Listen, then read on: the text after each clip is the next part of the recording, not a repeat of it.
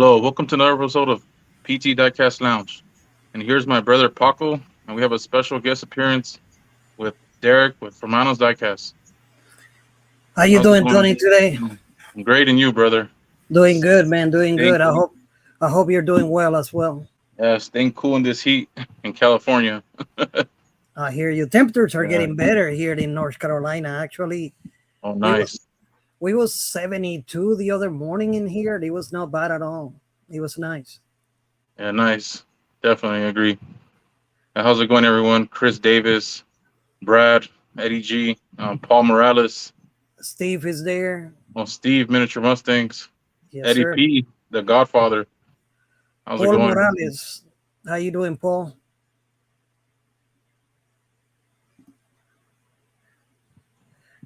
Good to Yeah, see your nice. face, Tony. I hear you. Thank you, Steve. Yeah, Tony's special reveal today. first time reveal right here. Yeah, I just want to make it special. Uh, oh, Jake, how's it going, brother? How you doing, Yeah, Jake? smash that thumbs up, everyone, please. Hey, Miguel. How you doing, Miguel, man? how's it going, brother? Miguel. Yeah, See first ya. Let's time. go. Thanks for reveal, everyone. So, how's it going, Sean? Our brother from up north, Canada. Definitely nice to meet you, brother. Glad that everyone's here. What's up, Tanner? How you doing, man? He's Oh, a friend of Tanner, how's it going? Yeah, that's Tony, bro. mine. Yeah, first time That's showing Mr. myself. Tony's at Diecast Garage. Yeah, how's it going, everyone? Glad to be here, man. We're both glad. We're always, it was about time to show myself.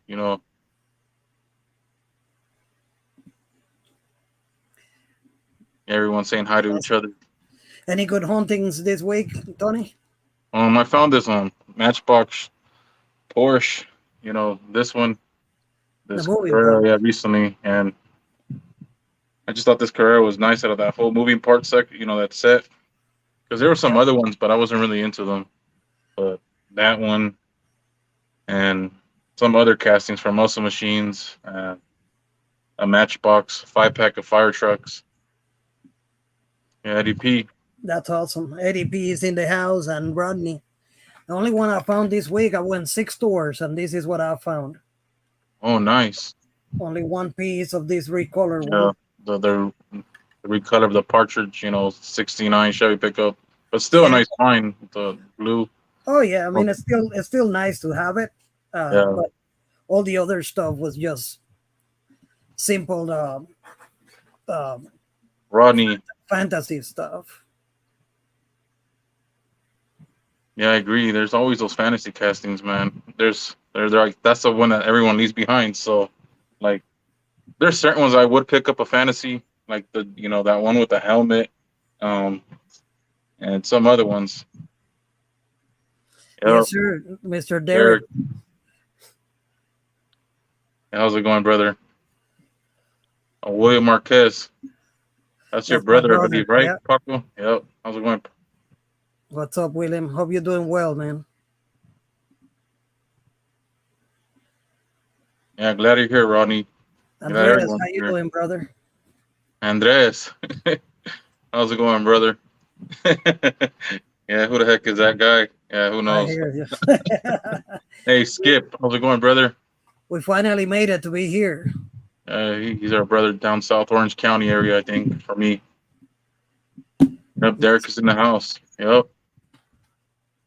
Derek, I'll He's send our, you a link for later, for whenever you want to come in. Let's see, ran into some friends from here. oh, nice, Chris. Awesome. At a forum at Target. Nice. That's always good to catch up, on people that you meet at conventions. Then, you guys see them again at, never know, hunting. Oh, and then Empire.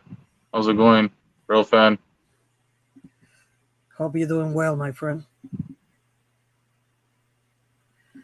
Andred, what are you cooking this week? What are you guys working on? That Sasson, right? Andres I hear he's working on that Sasson. you. Yeah. Trying to pick a song for Andres. Oh, nice.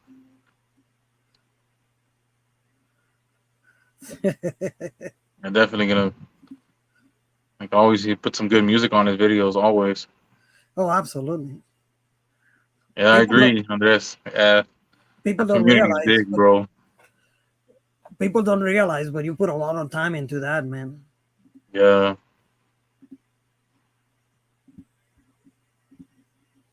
That's awesome. What are you guys? What are you building, Tony, this week? I Anything? recently built a Silverado custom for Ronnie, so he should be sharing that with everyone, and maybe in a future mail call episode. So Sweet, I just mailed that in today in the morning before work. So yeah. awesome. I'm still working on a.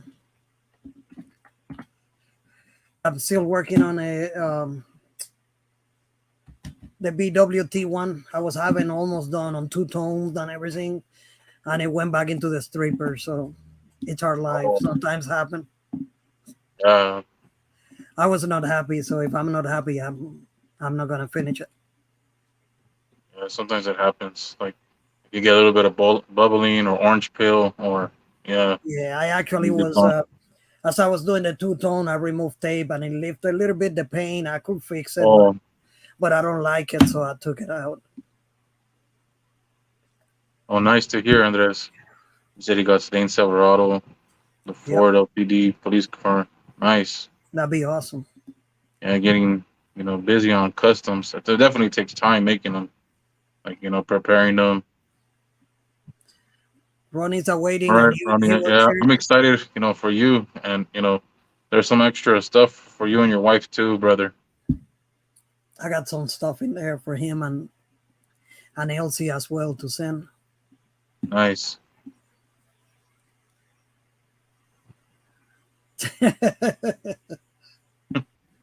Eddie G's joking around, I think, huh? Yep, 15 bucks. he's just looking for customers, Yeah, like those guys like do. clients, right? Like Andres says, Yeah, the the clients. clients. And when you have clients, huh, Andres? Your clients. Yeah, absolutely, Jake. I mean, it Yeah. happened way before that stuff, so I was happy to put it back on the stripper. It's no big deal. McLaren, Oh, nice, Sean. I like Yeah, the the McLaren McLaren. L. Yeah, it's a nice one.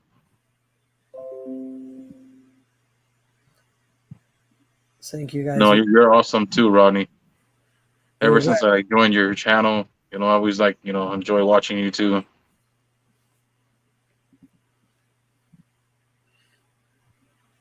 especially when you cuts in. I I mean, think yeah, we bro. I think we all do at time, Andre. Unfortunately. Sometimes, yeah, they're not in your liking, so you just want to redo it, or yeah, just try to fix. You can fix the problem sometimes, but sometimes it's not fixable. I'll tell you what, I was thinking this week, I don't know, whoever wanna go in, let me know, and I think it'd be fun if we do like, I mean, Christmas is getting here pretty close. Oh, yes, exactly. But if we do like secret Santas between all the diecast, the customizers, I think it'd be Oh, kind yeah, of fun. Uh, definitely. so You know, I I'm gonna throw the idea out there. If you guys like the idea, hit me up. that's yeah, interesting. And I I'm would gonna. agree. Even Jay is in you the know, house. What's up, Jay? oh, geez, Diecast Creation, how's it going, brother? I hope you and the twins and the family is doing well, buddy. Same here, brother. Hope you and Amanda and the twins are doing, perfect. And glad to see you on here, brother. But It's my first time face reveal. Yeah. what I was thinking, if you guys are interested, um, here is my email address, or you could hit me up on Instagram as well. If you want to do that secret Santa, we will just take names and Yeah. on, let's say, probably potentially on the next live, it'd be on the 20. Hold on. Our next live will be on the, I forgot now. I think it's a 29. It's going to be our next live. So if you are interested in doing that, hit me up or Tony, and we will put the names on a bucket or hat or something, and we will draw those names and contact you, every one of you individually. But we do like a secret Santa and send us customs to each other. I mean, if you're interested, reach to myself or Tony, That's and we will put something together. PT Diecast Lounge, Secret Santas. I think it'd be fun. Me catch up in true. here with the comments, Tony, if you don't mind.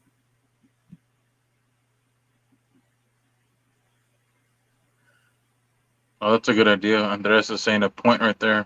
Yeah, Link the people up that's closest with each other. and we could That's do good. that. If Make reach it us, let us know where you at. That way, if you're in Canada, we try on to keep all the Canada together. on Series Zach Allen. How's it going, brother? What's up, Alan? Congratulations again on winning that Nissan the other day. That was awesome.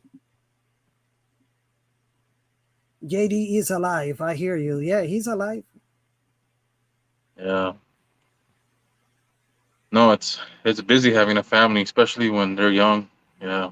And twins both at Yeah. the same Yeah. time. Definitely busy. It's awesome. We're doing great. Just enjoying the time. We Awesome. Jay, That's awesome. glad to hear it, brother. Great to hear that, man. I have to send you a message. I know I send you a message once in a while and we just hook up. It takes some times, but you will always reach Jay, man.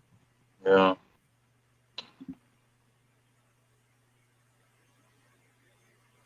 Exactly. Jake, brother, you're right. Yeah, the kids grow fast. Then next thing you know, they're 19 and 20 something, and then yeah, that's all it is with kids. And you We still need see a them as kids. we need a welcome back, welcome back. Yeah, Yeah. I hear you. Maybe we get AP. Jay in here one day. Yeah, that'll be awesome. Yeah, That's true, Andres. they be Yeah, on a next thing you school know. class. What's up, Aramis?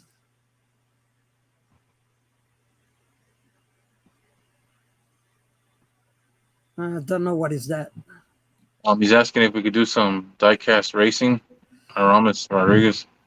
And we could do it like yeah, maybe one day. I mean, my son was telling me that to build Yeah, a track. Yeah, to build. Tony was talking about building a track. That'd be awesome too. Yeah, he was telling me take out the truck that put it on the driveway, but I was like, man, I'm not gonna take my truck out. Like, but I was like, then I was thinking, yeah, he has a point. That's gonna be the space for Yeah, the track area. you just have We to could- move the square body out. Yeah, that's the way, and just take it out. Yeah, Ronnie, exactly like we're doing Diecast Misfit, our group, we're doing that, and we did it the same way. There's two guys in Canada, so they're trading gift with each other, and then all the ones on the US do it with each other. They Well, just that's keep it easier than ship. for shipping. Yeah, it's a good, reasonable, yeah, thing. Yep. Absolutely. No, I agree, Jake. But it's funner. Having twins probably. You have them together, and yeah, I'm like, I mean, I kind of had my kids separated, but I mean, it happens. But I don't want no more kids. But if it could happen one day, you never know. You never know. I like, I'm not. You never know. We got two and it's over. Oh, that's it. But yeah, you never know. You could have kids. But Especially when my oldest is 25. I don't think. okay. Yeah. What's up, How's it Jeff? going, Jeff? Yeah, Yeah, Jeff. Santa will be really busy. Exactly. It's so true. This year. So much going on. Strictly. Yeah, everyone saying hi still. I think.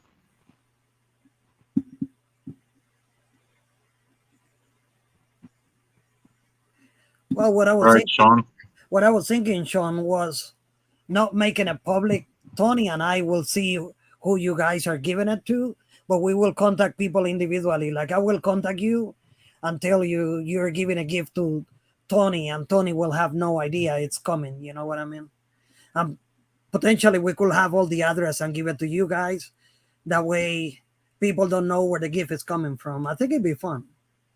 That's a good idea. Oh, nice, Chris. Yeah, that's a lot of that. He has some sisters. catching up on comments.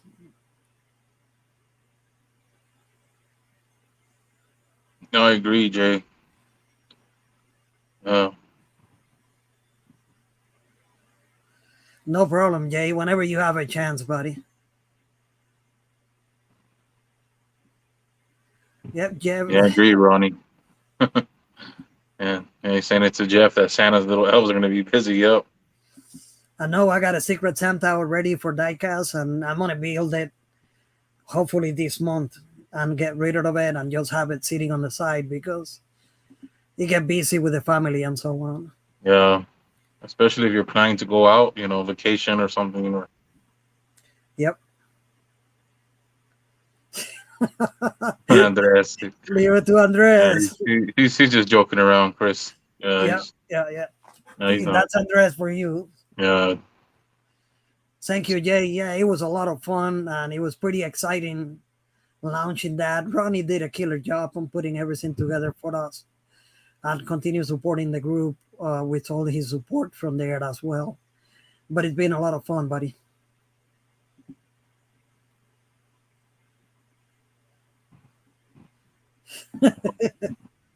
Wow. and with the youngest brother at 48. Whew.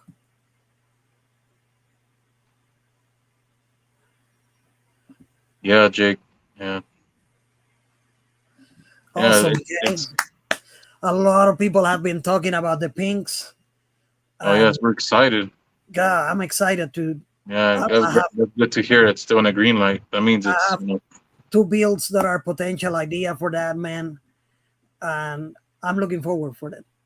yeah, Pink slips, yes, sir.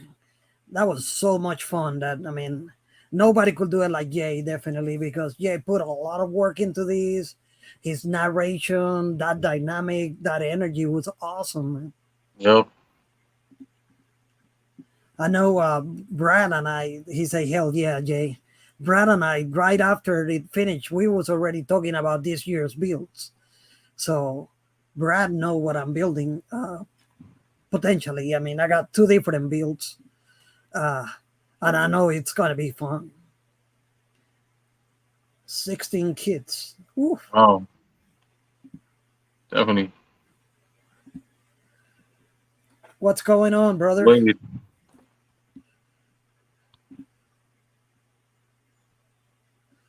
A right? spectator. Eddie G, he might do a custom. You never know. Spectators are more as much fun as participating, man. I was unable to do it last year because I was brand new into the hobby, and I have a blast just Yeah, watching those, the the lives that he was episodes. doing, Yeah, man. the lives. Yeah, exactly. Yep. Nice, Sean. Awesome.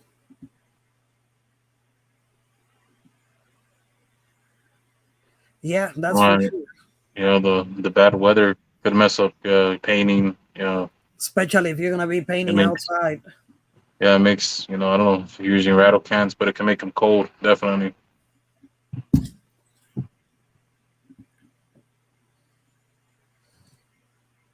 And guys, don't forget if you forgot to mention this, and Diecast Misfit next build it's for October 15. It's gonna be the submission for the entries, and the theme is gonna be Halloween. So anybody could participate. It's open to all of you guys, and you could get more information on our group page, or I'm sorry, or on our YouTube channel. So you could go and check for Diecast Misfit, and there's always Awesome. going to be information in there. So get those Halloween builds together as well, man. It's going to be fun. Let's see.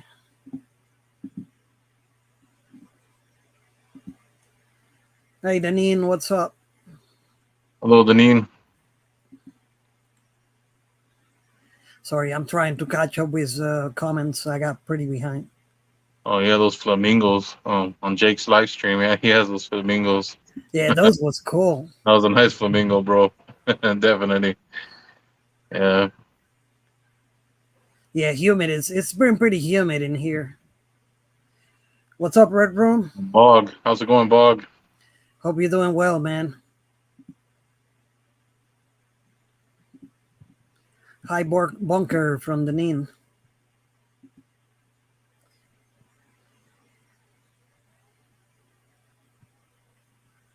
Awesome.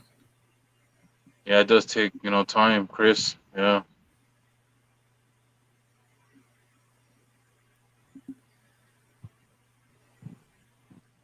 I hear you. Yeah, I have watched the show twice, actually, some of them. That was a lot of fun to watch. I agree, Brad. It was a fun event. You know, everybody's custom. It was like nice to see them. Like,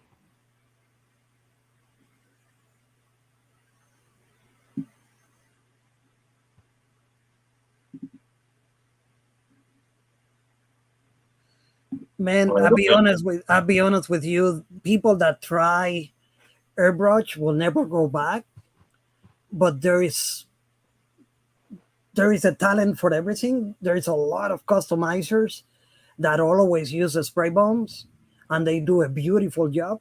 So I mean, it all depends the technique. Honestly, I prefer airbrush because I think to be honest with you, it's cheaper on a long way because paint will last long. You use less amount of paint, on and on and on, right?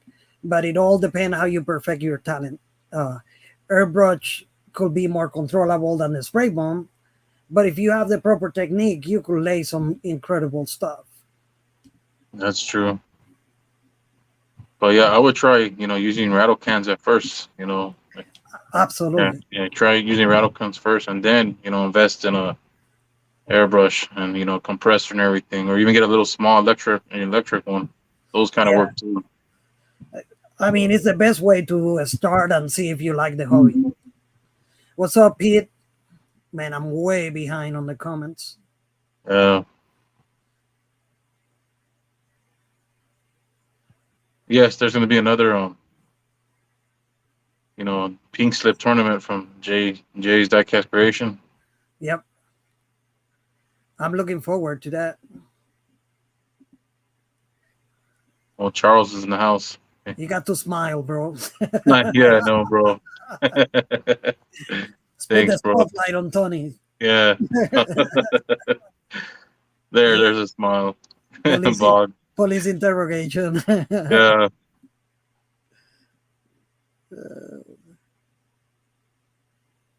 Yep. no, Andres is right.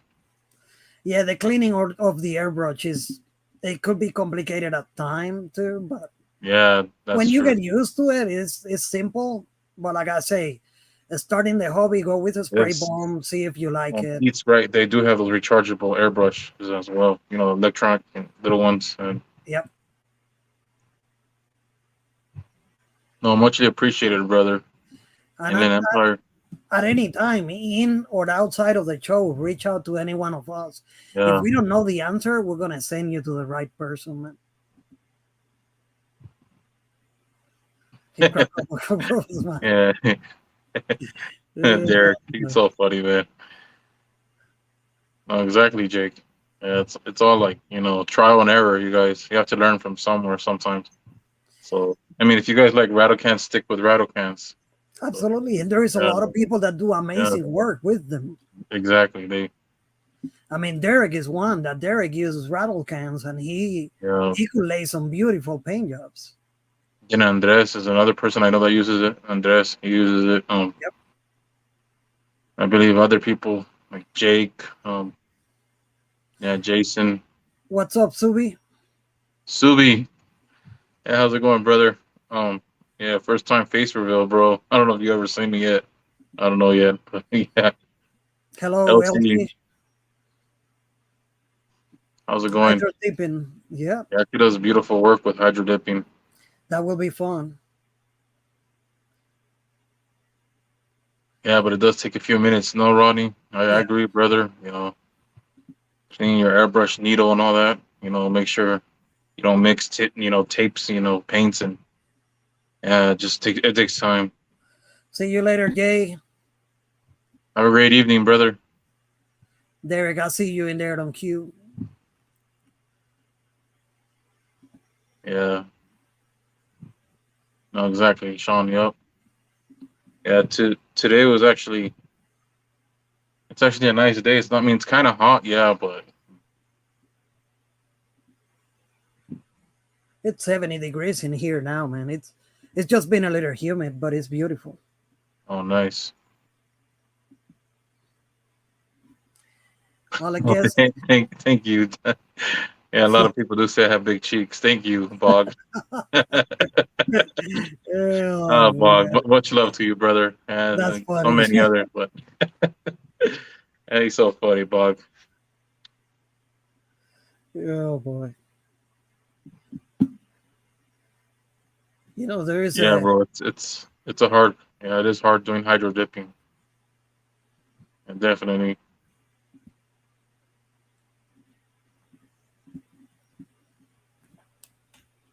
Chris, you ever see my Dawn soap hydro tape trick? I believe him. He has a video of that. Andres, I think I've seen that before. there is a bunch of how-to videos out there that are very Yes. useful, and you could go and check Pete at Allman Diecast on the how-to section. He has a bunch of stuff. Yeah, Pete, man, he helps us, save money in a way. Like how Yep. he takes the little paint or the ink from actually the little pen. He does some great work. Man. Yeah, he make his own To make, Spectra paint. yeah, Let me see if I pull it up in here real quick. that's a good idea, Chris. That is true, Jake. It's probably cooler where you guys are living on the East Coast compared to here. Yeah, definitely probably cooler over there, especially by Andres, man. He has that beautiful lakes, man. I mean, if I had some lakes here, well, we only have like private lakes that we can't swim. So yeah, no, Pete, you do some amazing work and give some, amazing advice, brother. Here is Pete Always. page, and Yep. you could go and check some of his playlists. He got a playlist for diecast restoration, and there's a lot of good information in here about airbrushing, how to clean them, and how to work with them a lot. So if you have any questions, reach out to us, Tony, myself, Pete. It's always available. Just wait. He will always get back to you.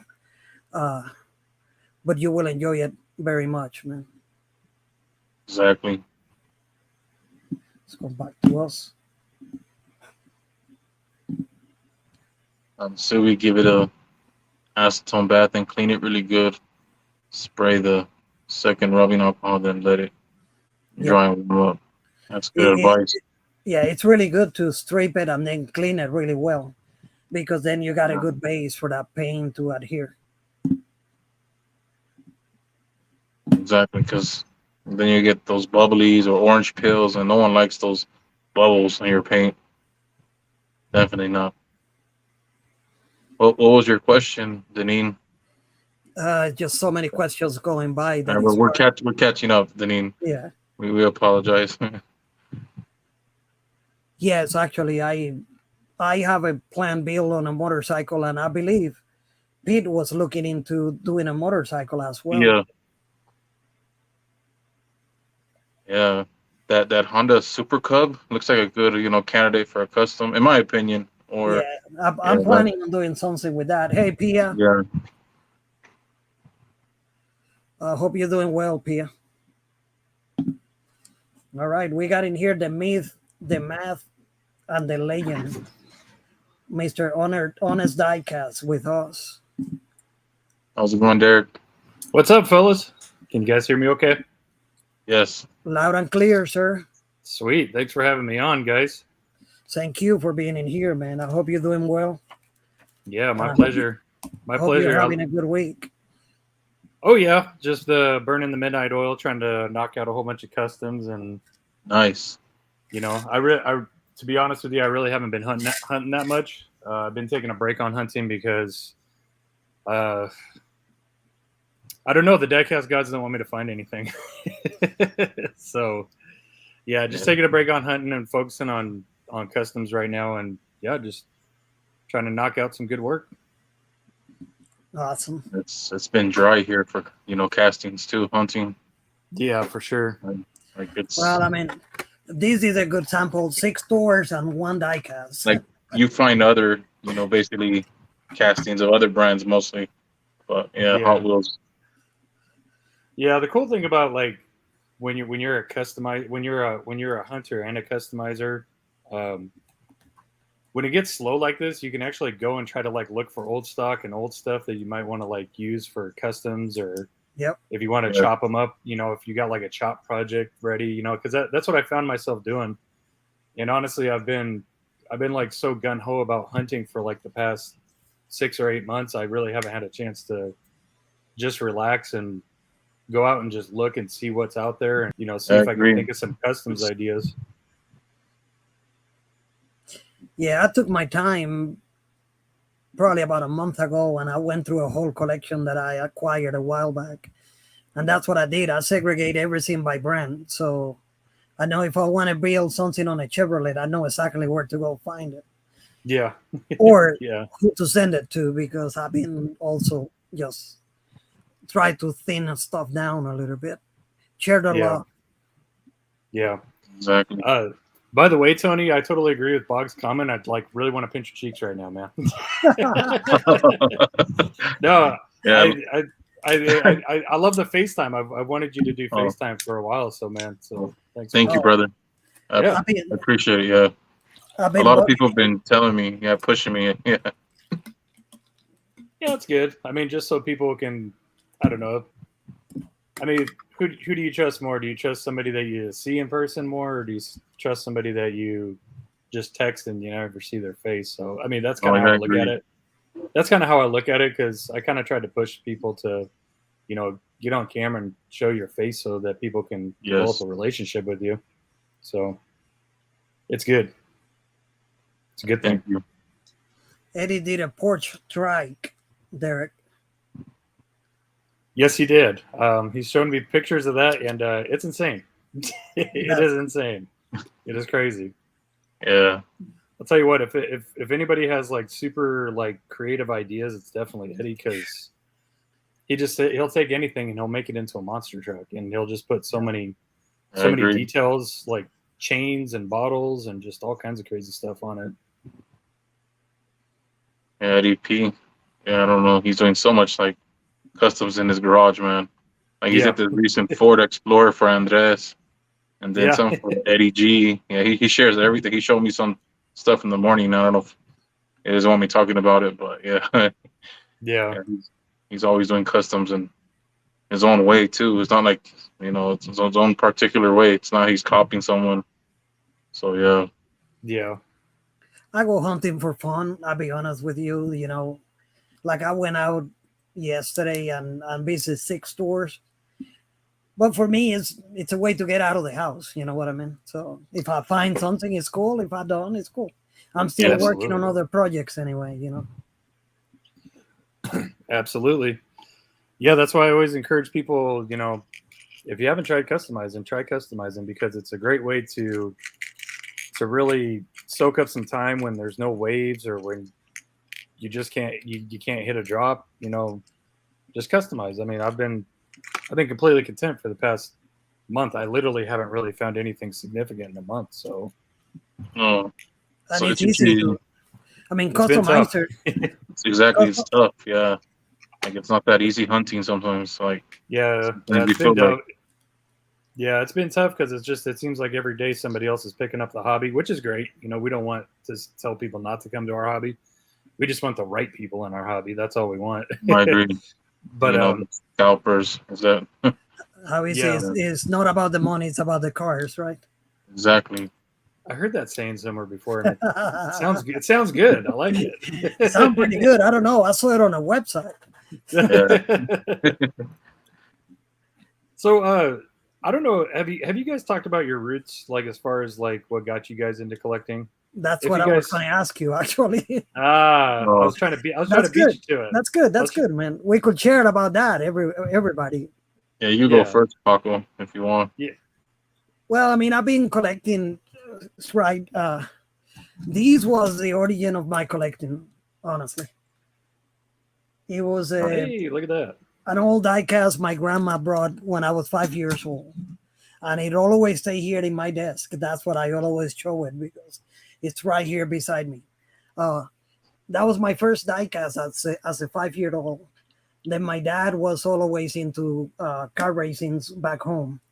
He was a rally racer way back in the days.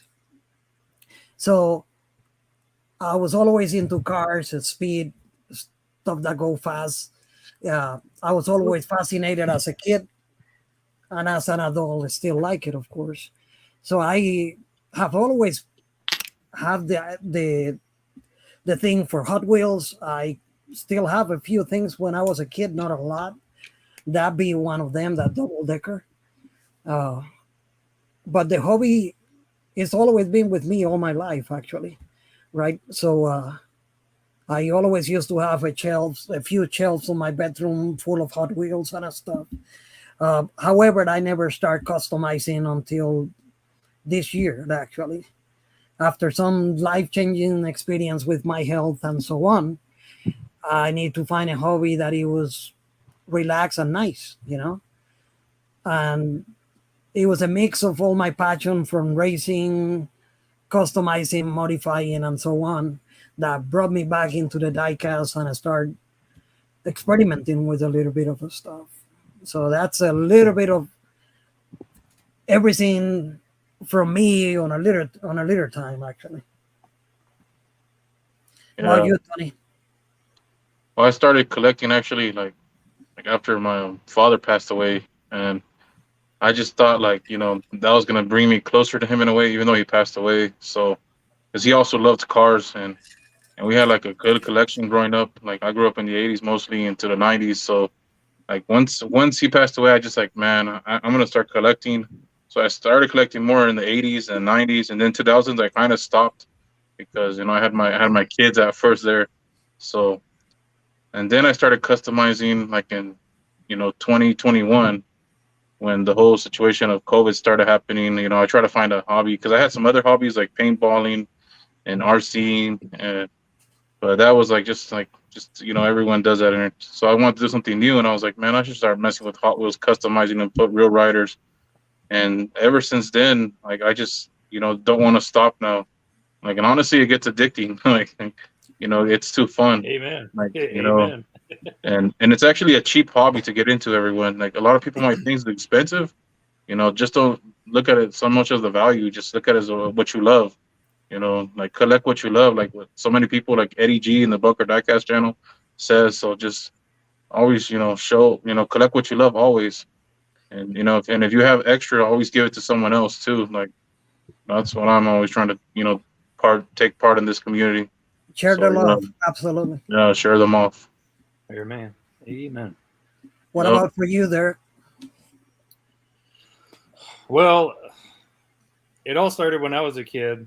I used to have a bunch of Hot Wheels. I had Tonkas, I had heavy equipment toys, I had all that stuff. And that's where it all originally started. And man, I tell you what I wouldn't do to have all that stuff back, like for real. But yeah, I grew up. I lost touch with it. Moved on, went through the paces of life. And 5 years ago, Dotson Man Diecast came down here, and we went to the store to go pick up some food for him, some snacks that he wanted, and he went straight to the Hot Wheels aisle, and I followed him there, and he just started looking through them and looking through the cars, and I was like, "What are you doing, man?" I was like, "Why are you looking at toy cars?" And he was like, "Oh, I collect these," and I was like, "No kidding." And I got to looking with him, and to make a long story short, I ended up leaving with my first 30 cars that night, and Nice. yeah, it's been a full-time passion ever since. Before I got into Hot Wheels, I've always had a real infatuation with cars, so it's in the blood. And I'd gone through some life changes to where I couldn't, build and modify cars, which is what I've been used to since I was 18 years old. And I needed a cheaper hobby anyway, so it fit the bill. I knew I had to have a hobby. I just didn't know what it was, and way cheaper than the real cars for sure. Yeah, just a little bit. Yeah, it's about a 1/64 of the price, I think. Yeah, if not more, So yeah.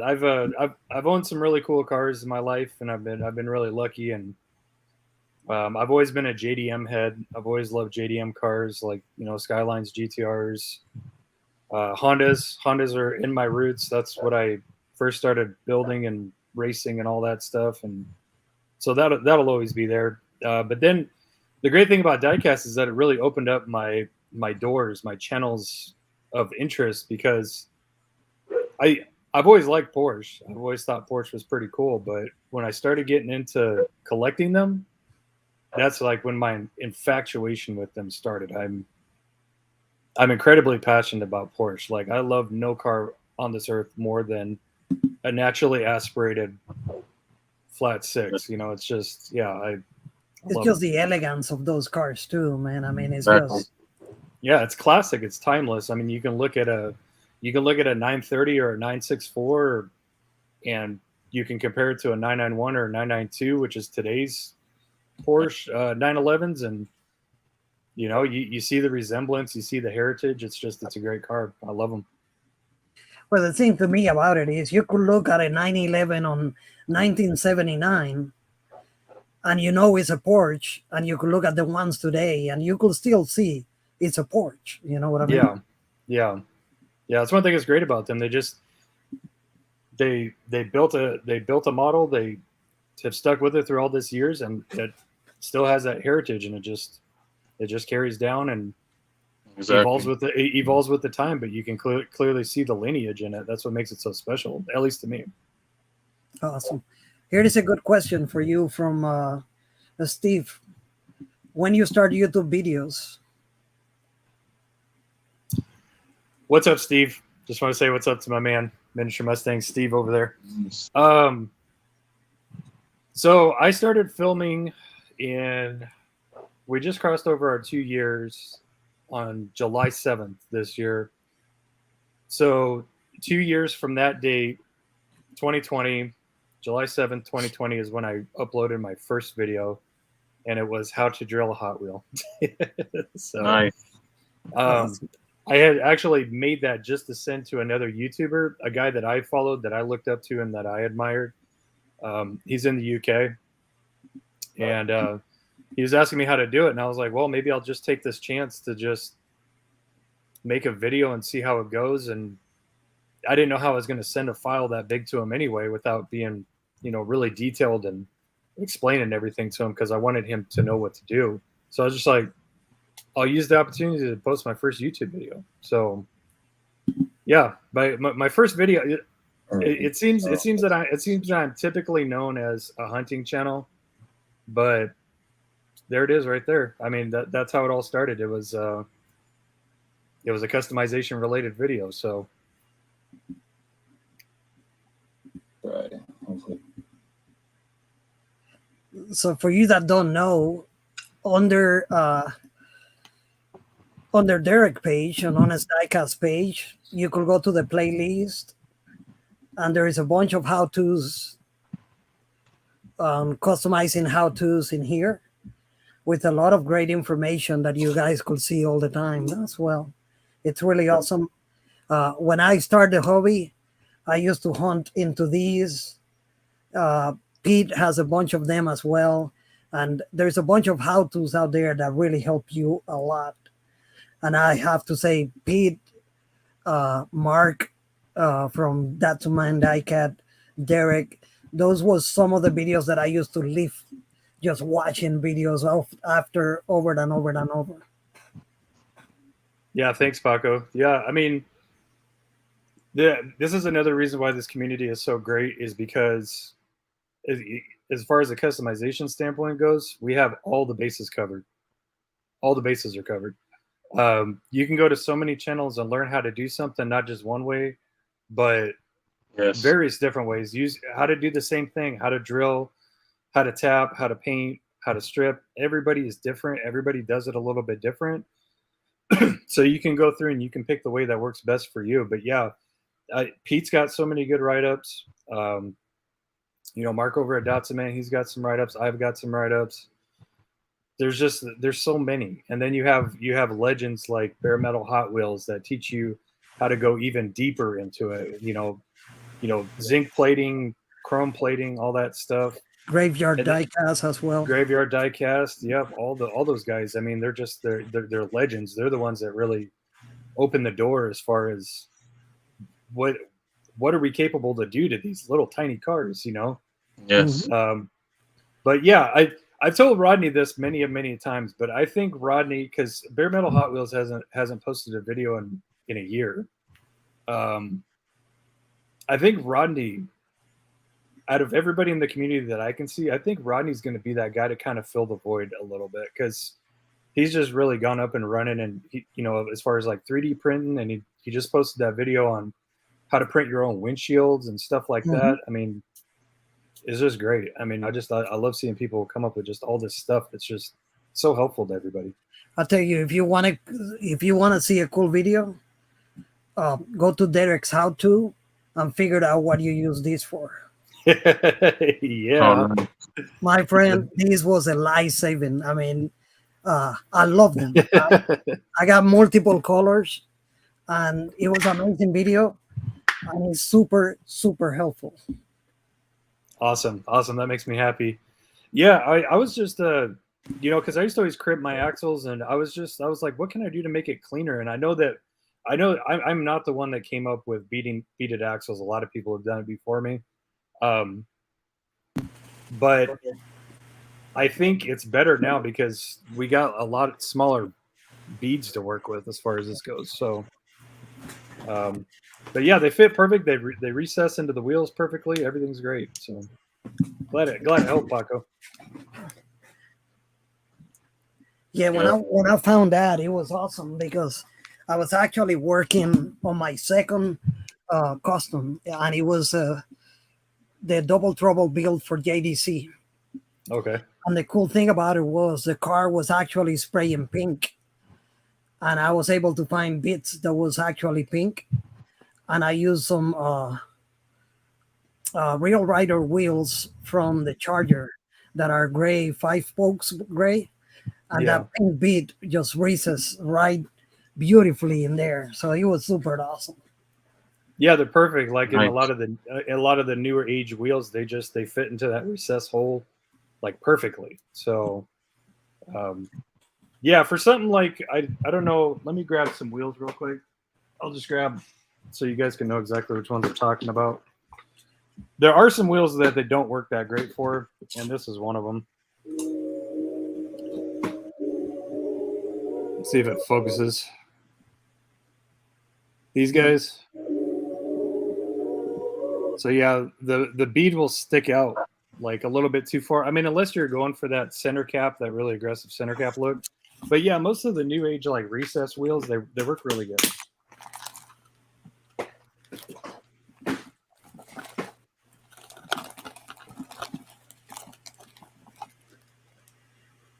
How you doing over there, Tony? You doing okay?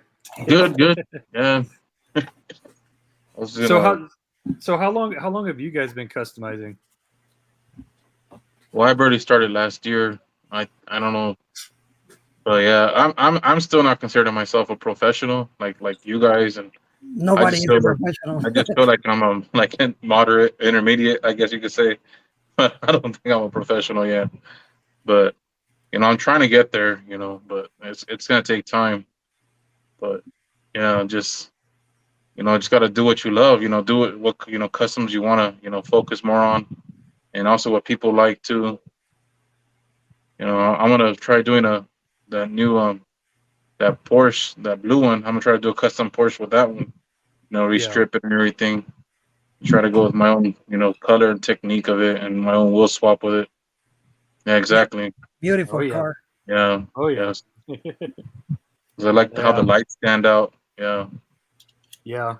Yeah, I was so excited for that 992 GT3 to come out. I was like, oh.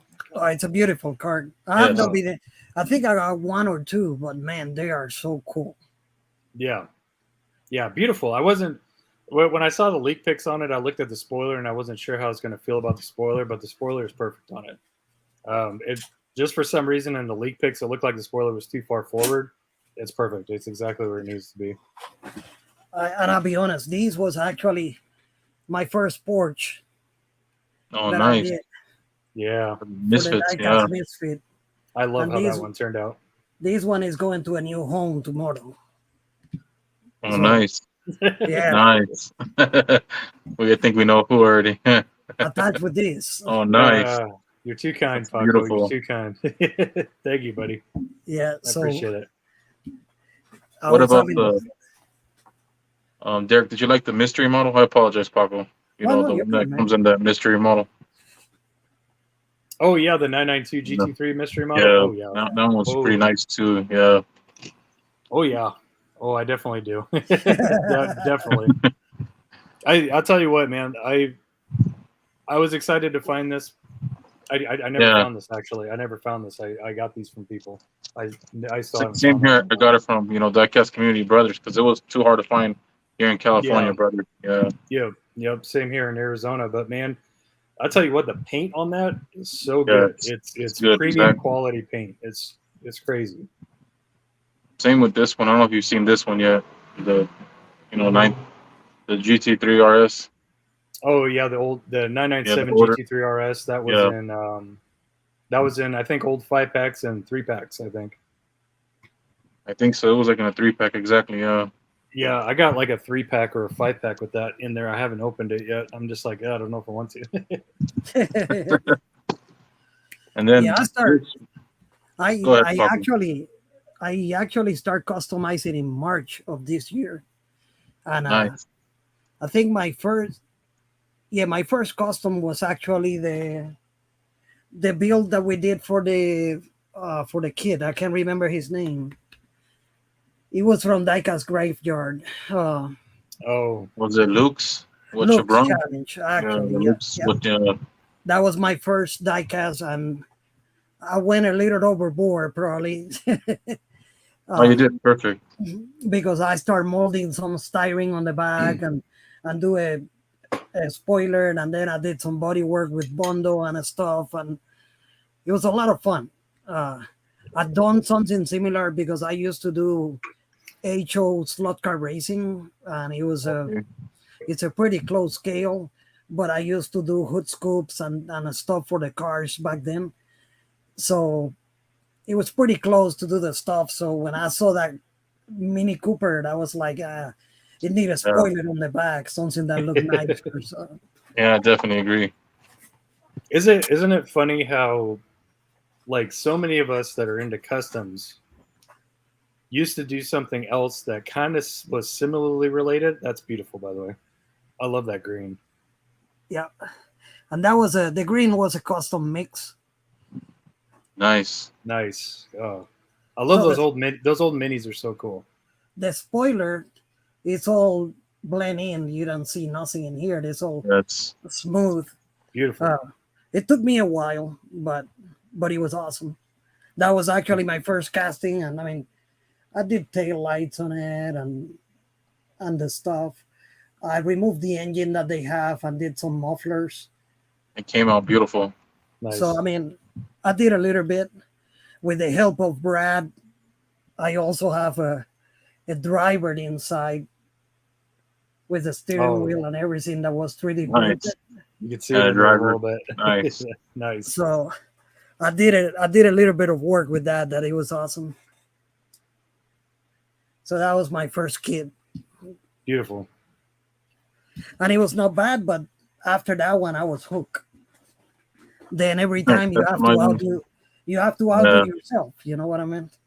Yeah. But there is always that one, like this one was my first custom. I did for the Canada Day for Maple Leaf Custom. I did my first rust job and I was like hooked because I never tried rust before, and I was pretty pleased with the results as well. So came out nice. That truck. yeah, that's another that would stay there with my first ones. Yeah, that reminds me. I need to give another crack at a rust job. I did a lowered 55 Bel Air gasser, and yeah, I did kind of a rust job, kind of like that. And that's phenomenal. And it's a '62 Chevy. Yep. Yep. Oh, C10. Yeah, beautiful casting. you guys probably know I don't collect trucks that much, but I love that truck. I love '62 Chevys. Yeah, there is something about that Chevy that is just amazing. It's perfect. It's perfectly done. Yes. So yeah, I was saying, isn't it funny how so many of us used to do something else? That guys that are really into customs, they did something else, whether it's like build model planes or build model cars, or like Jeff at WW Replicas, he used to build slot cars like 118, bigger models, and then it just transitioned into this. It's kind of funny how that works, huh? I agree. We all had hobbies before. Other stuff. It's crazy. It always happened. It's funny because I have had different hobbies. The latest hobby before diecast for me was I used to do RC rock crawling, remote control car rock crawling. Yep. And we used to go up whatever and do crazy stuff. All of this 3D printed miniature stuff to put inside to do like a scale look on the cars. I used to have a scale garage with all the compressors and everything you could imagine. Nice. Crazy. But, that will require for me to be going up and down the mountains or rocks and stuff. And I can't do it anymore. So that's what they're hanging up there. Yeah, I have a couple too hanging on the wall. Yeah. Just ready to hit the dirt or whatever. Yeah. So if very nice. If it comes to the time that I could play with it again, then I will. Otherwise, they're doing very well up there. But from there, I mean, when I was doing that kind of hobby, I acquired that detail for scale items into the little cars and the scale garage that we show the cars on the scale garage and so on. So I transferred that into a scale that is a little more small. And it's been a lot of fun, man. It's been really, really fun. Yeah, it's kind of funny how so many people they work down in size instead of up in size. It's like, yeah, it's like they want more of a challenge, because I don't think there's anything more challenging than building 164. I mean, unless you want to get really crazy. Yeah, unless you want to get really crazy and do like, there's some 187 models, you can try that, but sheesh, Hot Wheels are hard enough. Yeah, that'd be a lot for me. Yeah. Cool. Let's check some of the comments in here. Yeah. Oh, nice, Chris. Those are awesome hobbies. Yep. Cards, comics, knives. Jake awesome, Jake. It's very addictive, Jake. Yeah. Especially those T-Max. Yeah. And I still have some of those gas power, the old stuff in there. The nitros. Yeah, those are nice, man. Now everyone's going electric nowadays. Yep. Yeah. I've seen more electric RCs and gas, nitro. Yeah. I was always a big fan of nitro. It's just the smell, the noise, and everything. The little engine noise. Yeah. The smell, the noise, the tuning, all that stuff. It's like, and all of those bodies and everything. I mean, like, it's amazing the stuff that you will do. I'll be honest. I mean, I own my car whenever I use it. It's a Hyundai. It's a 2016 Hyundai Veloster Turbo. And I was able to find from Korea an exact replica of my car on RC. So I pay a ton of money to have that shipped to my house. It's never been put together, but I have the replica of my car that someday I will do it, It takes time making models, definitely. Yep. For sure. For sure. That's the first thing I started building when I was in my early teens. I started doing airplane models. Don't say that, Pia. I'm pretty sure we all have our own imagination for, October 15th build. Yeah.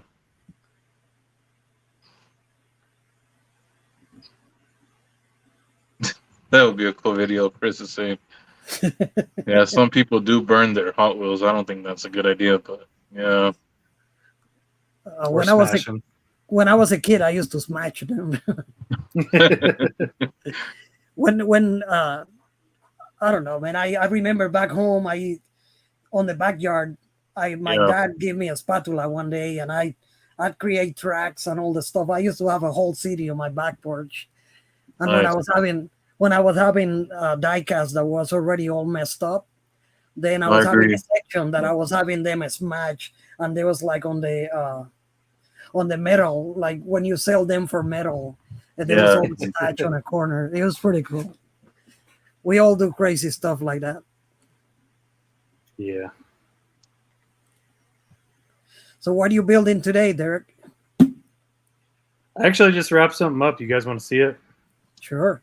Let me grab a card real quick. That's what I was messing with when we first got on. I can't wait to see that at X7. Oh yeah, I can show that to you guys if you want. That thing came out really good. I was not hopeful the way the paint was looking, but Pia was the one that turned me on to that paint, and he was like, "You got to clear coat it," and I clear coated it, and it looked a lot better. But yeah, that's what I just wrapped up. Oh, nice. Definitely. Very cool. Yeah, so it's another. Try to get my fingers out of the way, but you can see It looks better than the Super. The golden nugget. Thank you. Yeah. I'm gonna do a short, with a little comparison, saying which one would you take. But yeah, I don't know. I'm just on this scheme. I still have that purple one. Oh yeah, that purple one is straight fire, bro. Lakers. Here, Lakers Lakers, fan. baby.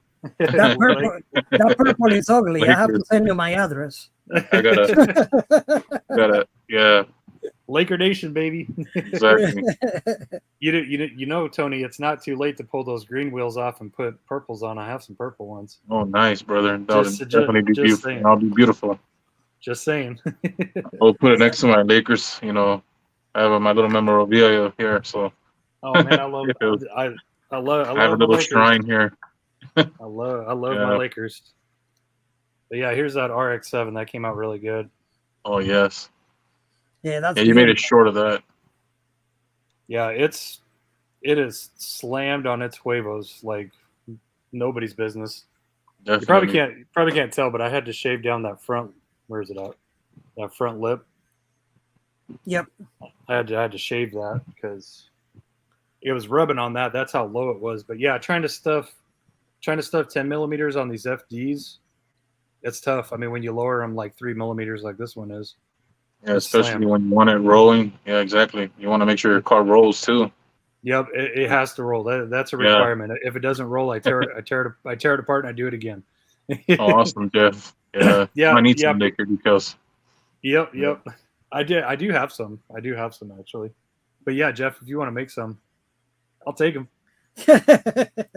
But yeah, Pia was saying I love that color. Yeah, man, that's all you, man. That's a lot of people. Jake was saying it. A lot of people are saying that right now. They're saying it's fire. Yeah.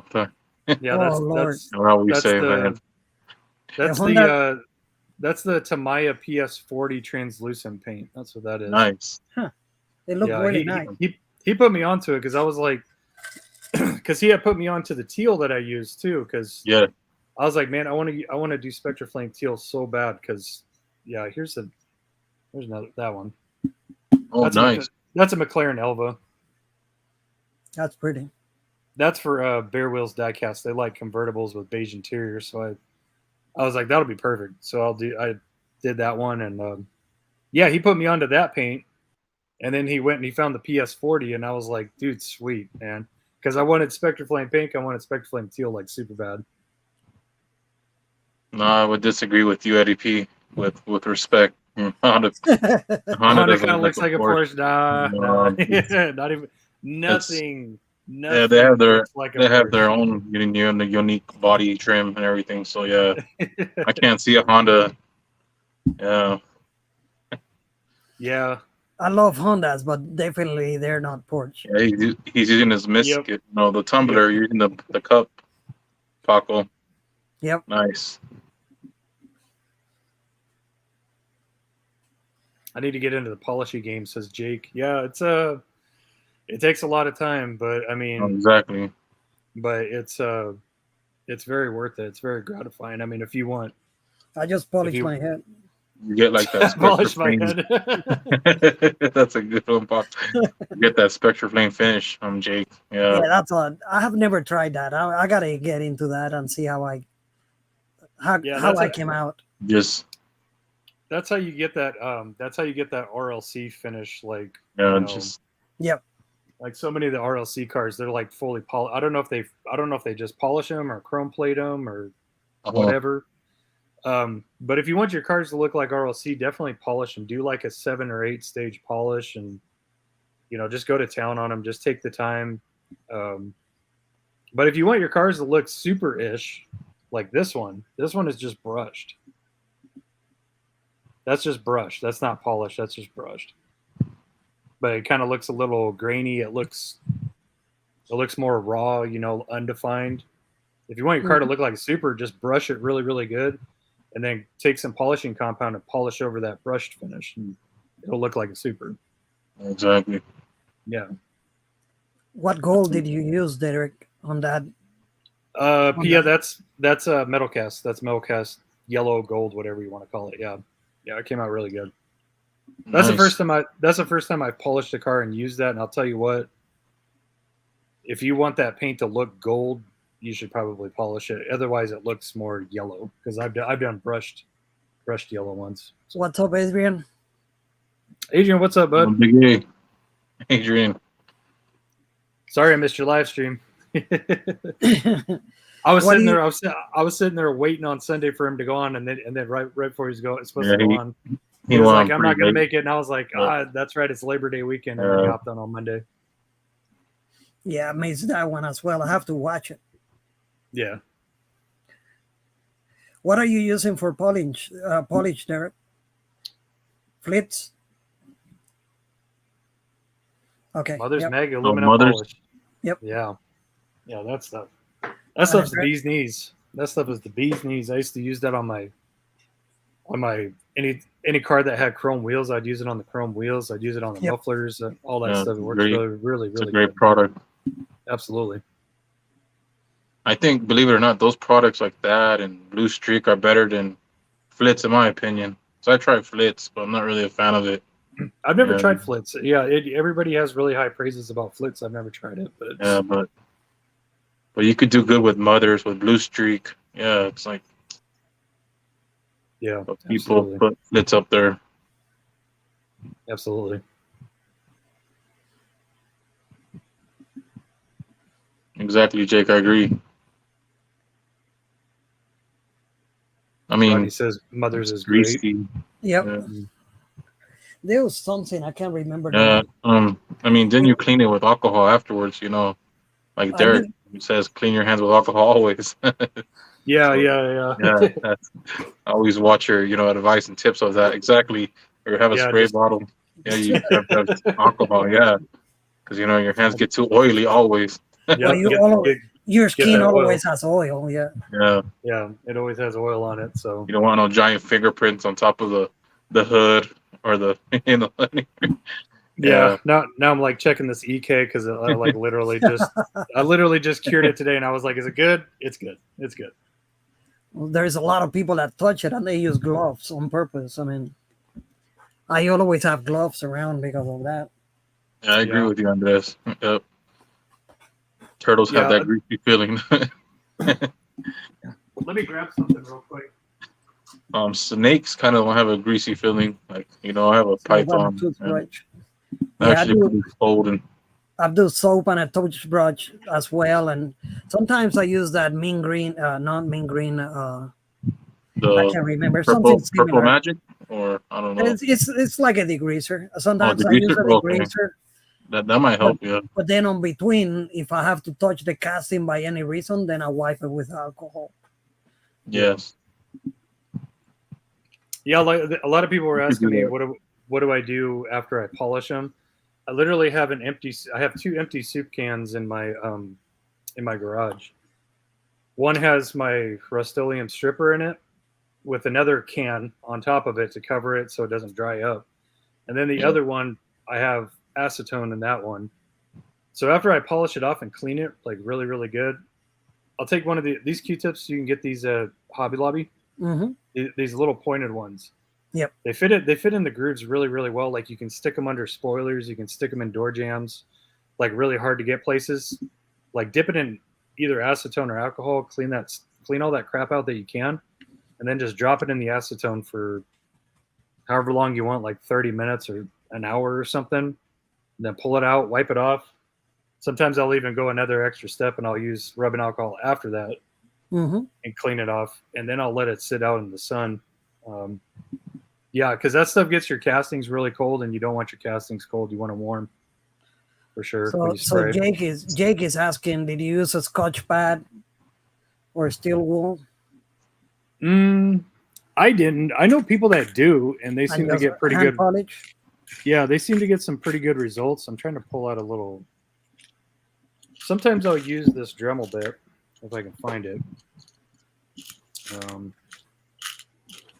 But it's kind of like a little. It's kind of like a little Scotch wheel, I guess, for a Dremel. Sometimes I'll use that if the casting is really. No, that's a steel brush. Okay. I think that's a steel brush. Yeah. Oh, I know which one you're talking about. You know which one I'm talking about? Like the little. The ones that Rodney uses them. Correct. I saw Rodney using them on a video. Correct. I just do everything. Go ahead. I was gonna say if the casting is really pitted, I'll do that after I steel brush it. And it seems to help clean it up a little bit. But typically I don't use it. And then hand polish. And then hand polish, yeah. Okay. Yeah, 400, 600, 800, 1,000, 1,200, 1,500, 2,000, 2,500, and then I have two like microfiber, or not microfiber, but like micro polishing pads, like a 3,000 and a 5,000 grit. I'll do them all. And yes, my fingers hate me by the end of that night for sure. Oh, I'm sure. Yeah, carpal tunnel. Yeah, exactly. Yeah, for sure. It takes time, Jake. Yeah, question from Brett. How you cure your paint? How do I cure my paint? Well, I'm fortunate enough to live in Arizona, and like I said, it was 106 degrees here today. So I'll put it on my little alligator clips, and I'll go hang it up outside and just let it sit out there. Just air dry. Yeah, I do the same method, Derek. I let it, the California sun here. It works. It works good. Like UV is. I don't know if it's UV or the heat, but it just causes this stuff. Because I sprayed clear on this today, and I'm touching it. It's hard as a rock. It's good. Yeah. But I feel bad for everybody else who lives in not so sunny places. I use a small kitchen oven that I bought just specifically for that. One of those $20 Walmart stuff.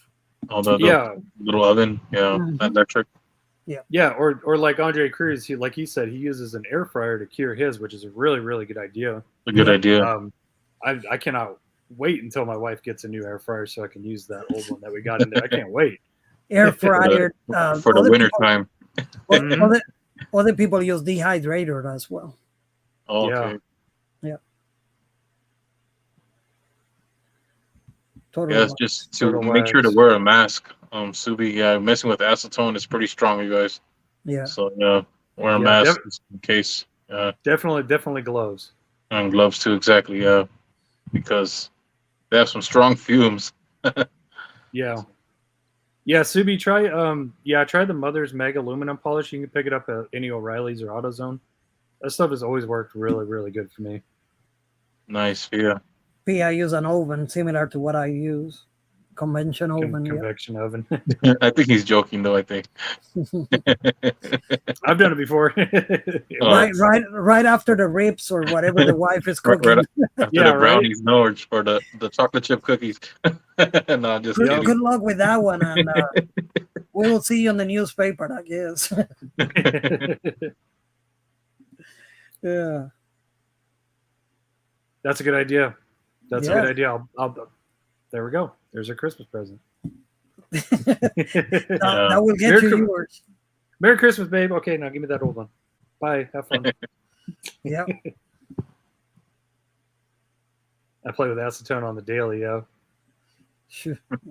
Pia, I think Pia paints planes for Boeing or something like that, if I remember right. I think he's a painter for Boeing. Okay. I know GOGT was doing that too for a while, I think. Okay, brother. Yeah, that's the same thing I do, Pia.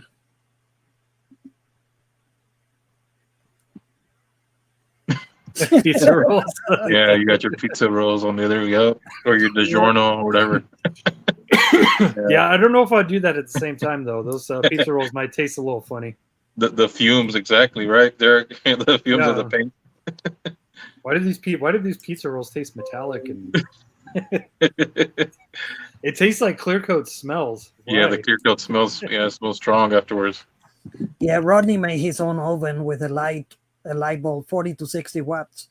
And I saw that before when I was starting the hobby. I think it was a Diecast Restoration, if I remember right. He used something. He did a metal box, and put two light bulbs. He only ended up using one. It's a good idea. But he cured with the heat out of the light, and he was having a thermometer and a timer. He did a little bit more advanced, but I mean, you could just unplug and plug the light. He put a timer, like the timers on the bathrooms. That makes sense. Yeah. Kind of so it doesn't get like overcooked in a way. You don't want it burning. Yep. So. Friggin' Andre, 2K Tostinos. It's extra flame pizza. Jake was saying. Man. That's actually sounds funny. If any of you guys spray 2K, seriously wear a mask. It's strong. Yeah. I don't spray that. I spray. I honestly use a spray bomb for my clear coat, but I'm gonna try something different that I ordered from Creatix, just because I hate the smell. The smells really bother me. Spray outside. Oh man. Yeah. When I used to spray 2K all the time before it got too expensive. I accidentally inhaled some of it. I was spraying outside and I was far away and the wind just blew just right. Man, you could feel that stuff going down into your lungs. It's not good. Oh, absolutely. Not good. Yeah, Pia paint canopies for F-35 fighter jets. That's super awesome. Yeah, Jake says hell, the 1K is clear is kind of nasty stuff. Yeah, it is. Yeah. It is. I think the thing that makes 2K so potent is the hardener. I think that's what it is. That's where the worst part of the stink. Jesse. Yeah. What's up, Jesse? What's up, Jesse?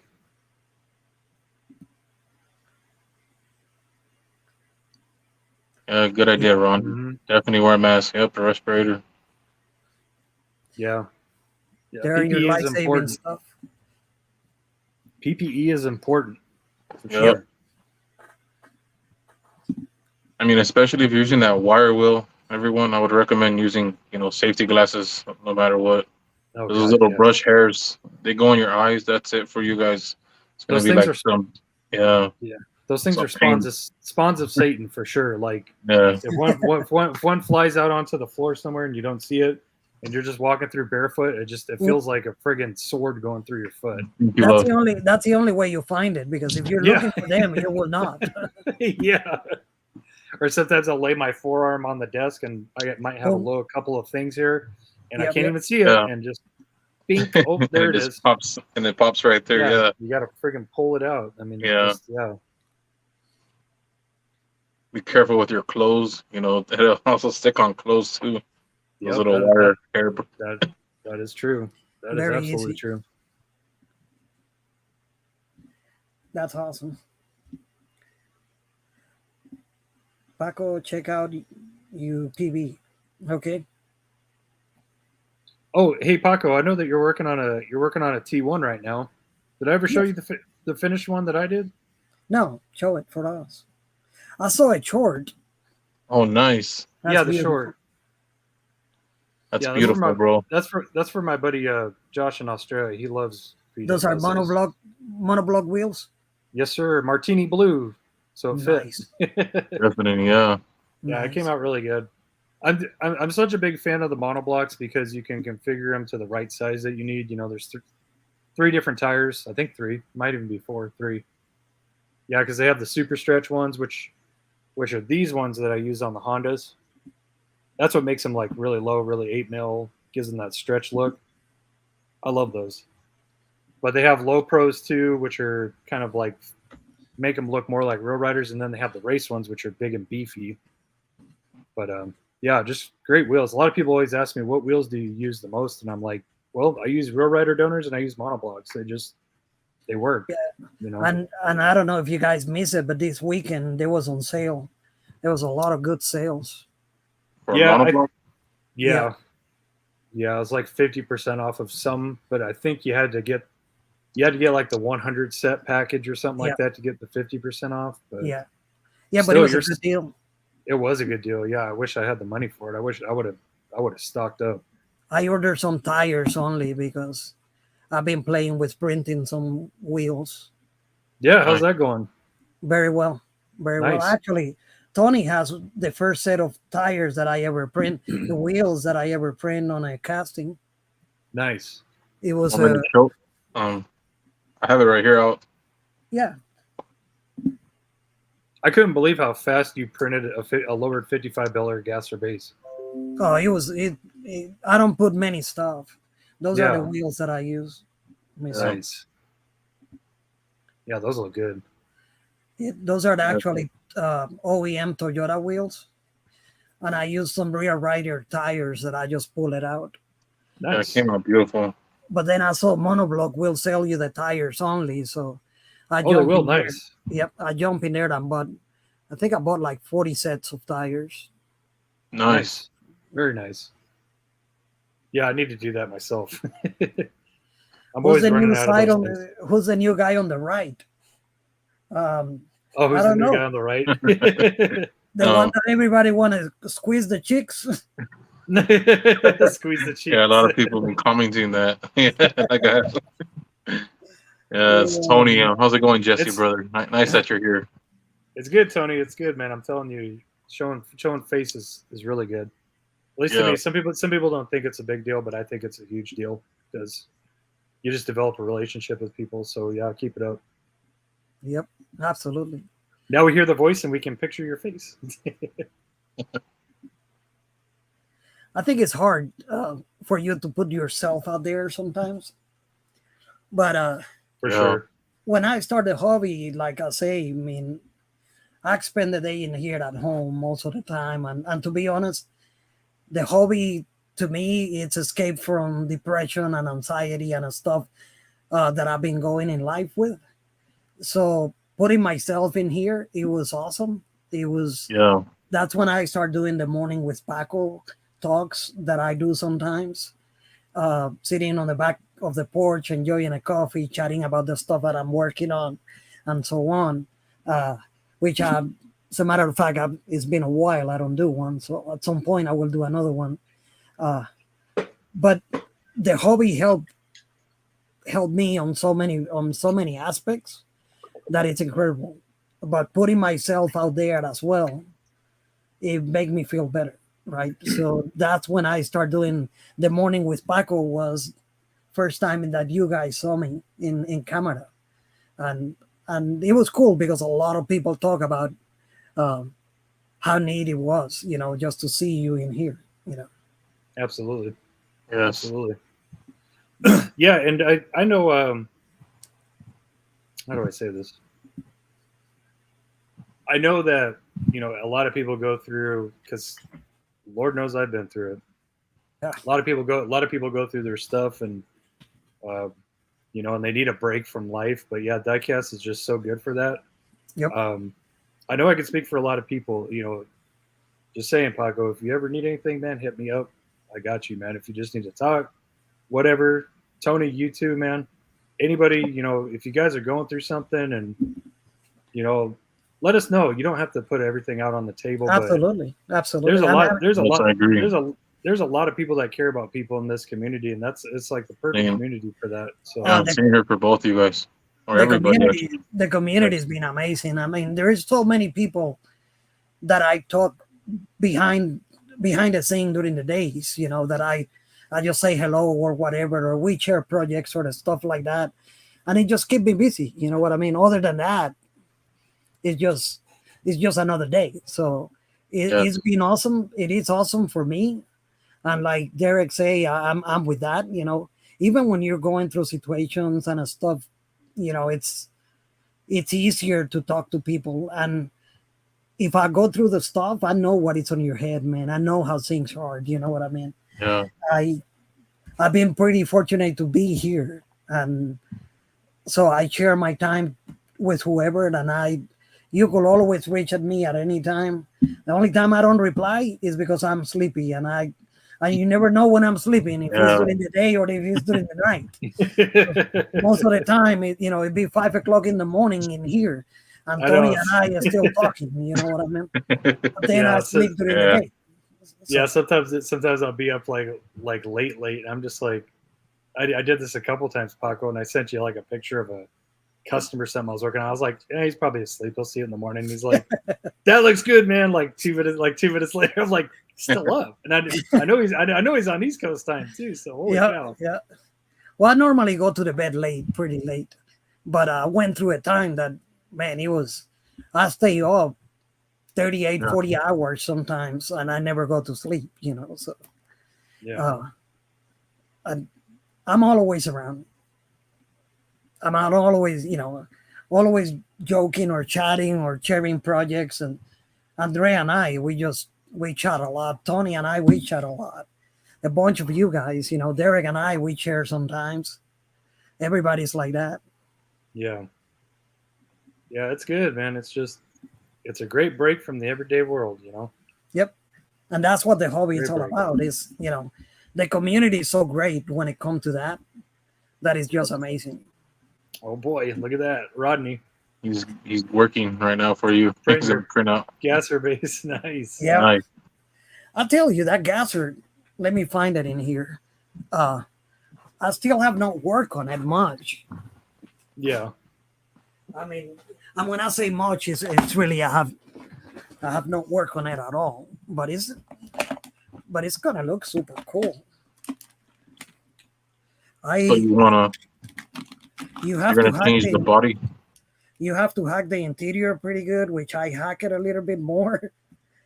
But the wheel wells are rubbing, so I have to do a little more into it as far as setting it up. But it's gonna look super cool. Yeah. Oh Perfect. Yeah, that'd be nice. Perfect. With those wheels. Yeah. Yeah. Isn't it crazy how different the same car, a 55 Chevy Bel Air, gasser, it's completely different. The interior is different. Everything's different. Yeah. So I have to, of course, check the mufflers off. You have to hack back the bumper. Because the way the chassis get into the back is a little, and like I say, this is a chassis that was out there on Thingiverse, and I just printed, but that's the way it's on the back, the chassis, which I'm gonna take it and cut it some and leave some room for the bumper to stay there instead of having to hack it and cut it off. But I don't know. I have to play with it. I have not been able to play with it much. Do you think it's possible, Paco, to make like a resin printed interior that will work and fit in those two? Oh, absolutely. Yeah. Yeah. That'd be an awesome little package to offer. There is not much to that interior, man. Mm-hmm. You could mold some. It'd be so easy. Oh man. Especially because you have to redo the wheel wells in here. Mm-hmm. So it'd be so cool to do. I could change the whole engine and do a blower or whatever I want to. That would be awesome. That would be interesting. Yeah. And then put a nice interior with a bigger wheel wells. Yeah, Heck if you offer that, count me in 110%. it'd be a lot of fun. Yeah, it would. I can't yeah, wait. yeah, and just like you said, put different like engine configurations in it so people can have the choice. That'd be really cool. See, another problem I'm having is this Bel Air is all jacked up. You could see how that came out of the package and it's all bent. Well, I could see it. Yeah, it looks kind of bent, the body. Yeah. Oh, I think Hewitt's had a problem with a bunch of those gassers, but I think it was the Guster gasser. Yeah, Pete as well. He received one that when he stripped it, it was cracked. The whole fender was cracked. Oh. One of the back fenders. So you never know with mass production. Yeah. But I sent that file to Rodney, which is, like I say, it's available on Thingiverse. And I know he was going to do some modifications as well. Nice. So you will have something to play with. I think that gasser is going to look fantastic with that. Absolutely. Yes. A little lower like that and a good paint job. Absolutely. Let me try it. I'm trying to find it here on my Adrian. on my Thingiverse.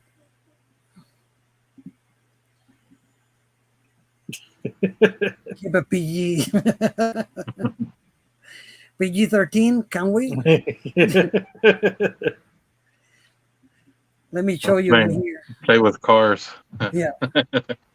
Diecast vehicles. So the guy that designed it actually designed one for the Nova wagon as well. Oh, nice. Oh, nice. And that's how it sits. That is cool. Yeah, the lower pants does look out better, yeah. But as you could see in there, let me see if I could zoom. I don't think I could zoom in. Is this like a 3D print form or something, or what is it? Yeah, it's a page that you could go and download files and you just print it. You buy a printer and you could go in here and print it yourself. That's awesome. You could see how he hacked the front bumper and the rear bumper. Mm-hmm. So the same way it happened with the gasser. I mean, look at that on black. Oh, that looks nice. But this one he don't show it on the bottom.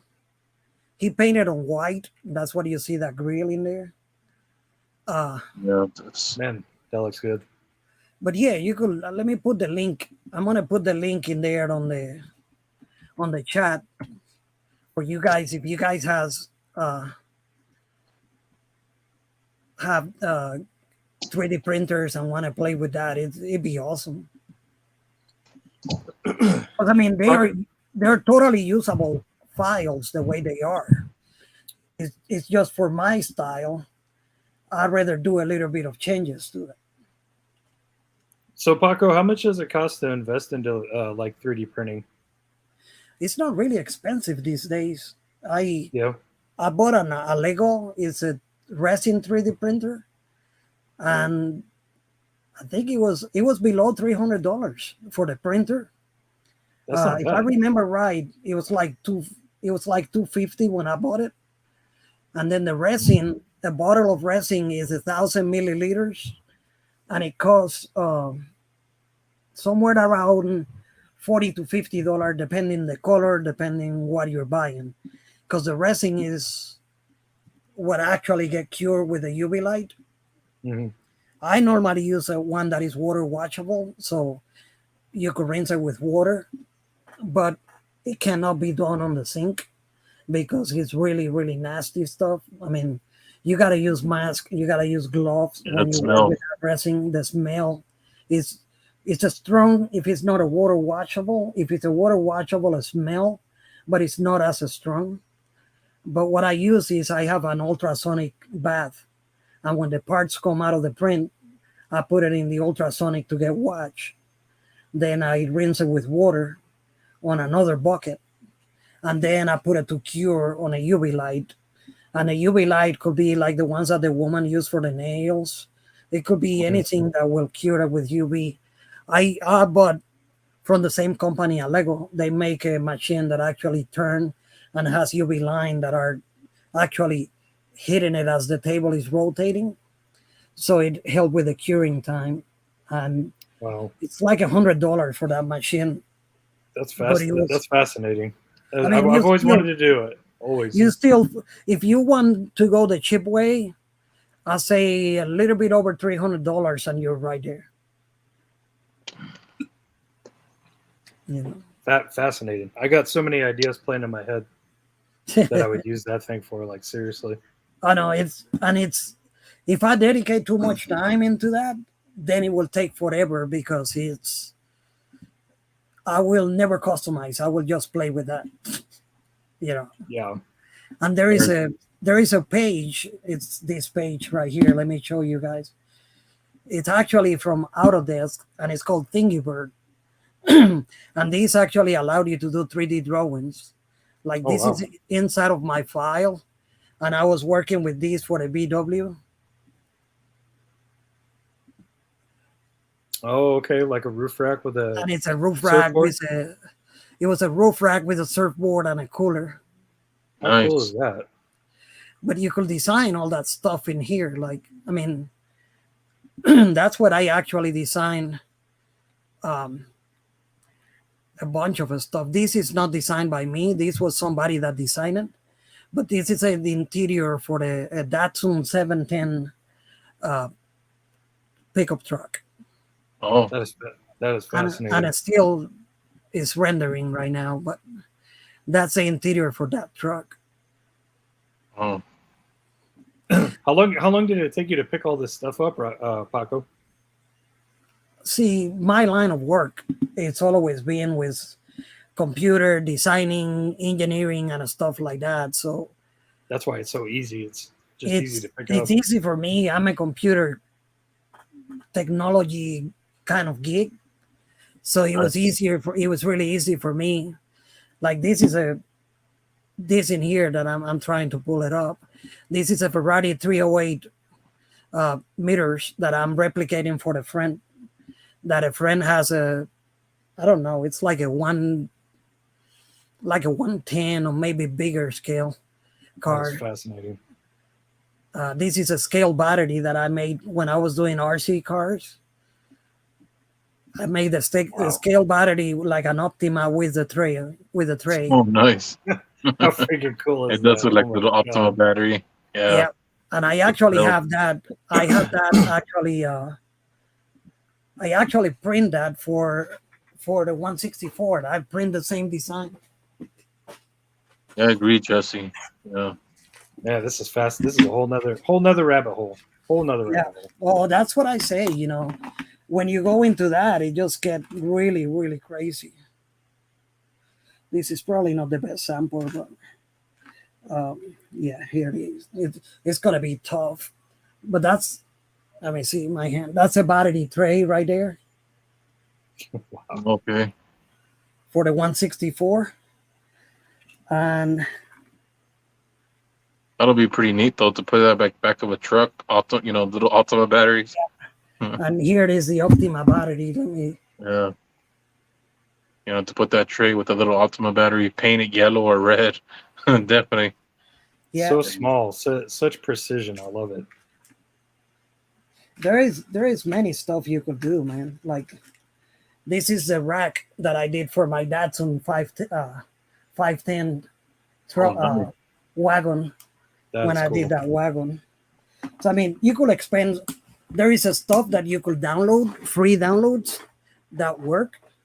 But if you want to customize and do stuff like that rack, I did it myself.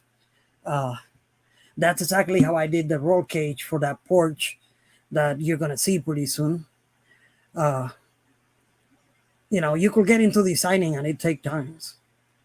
Yes. But it's so much fun. Oh man. The ideas are just flowing right now. I'm just like, oh man, I need to go get me a printer. I need to get some resin. I need to get all those programs. I'm like, oh man. And I'm telling you, you could go to that page, Thingiverse. I'll send you a link later, so you could check it out. There is so many stuff in there, and it's a community of 3D printer designers or enthusiasts or whatever, and they go there and post their projects.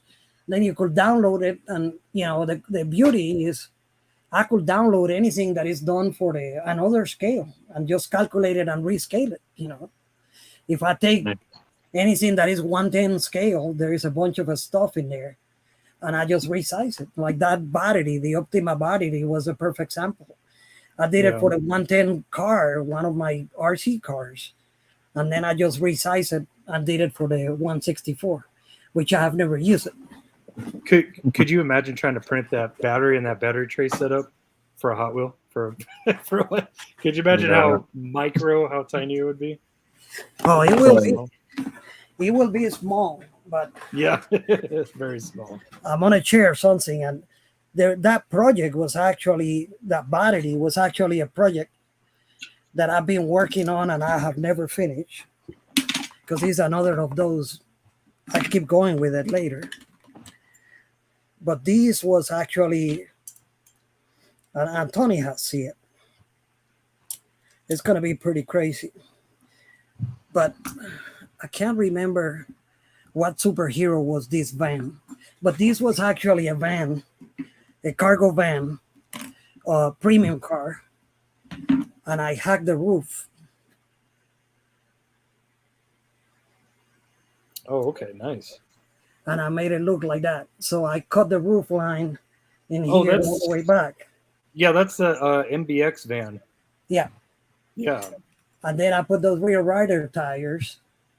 And my plan is drop a big engine here on the back, put 2 nitro bottles and 2 nitro bottles and that battery in there. So it's one of those projects that I start, and who knows when I finish. That's definitely interesting. I'm excited to see that, actually, Paco. Yeah. Yeah, friggin' 3D printed parts are absolutely amazing. They're a must for any custom.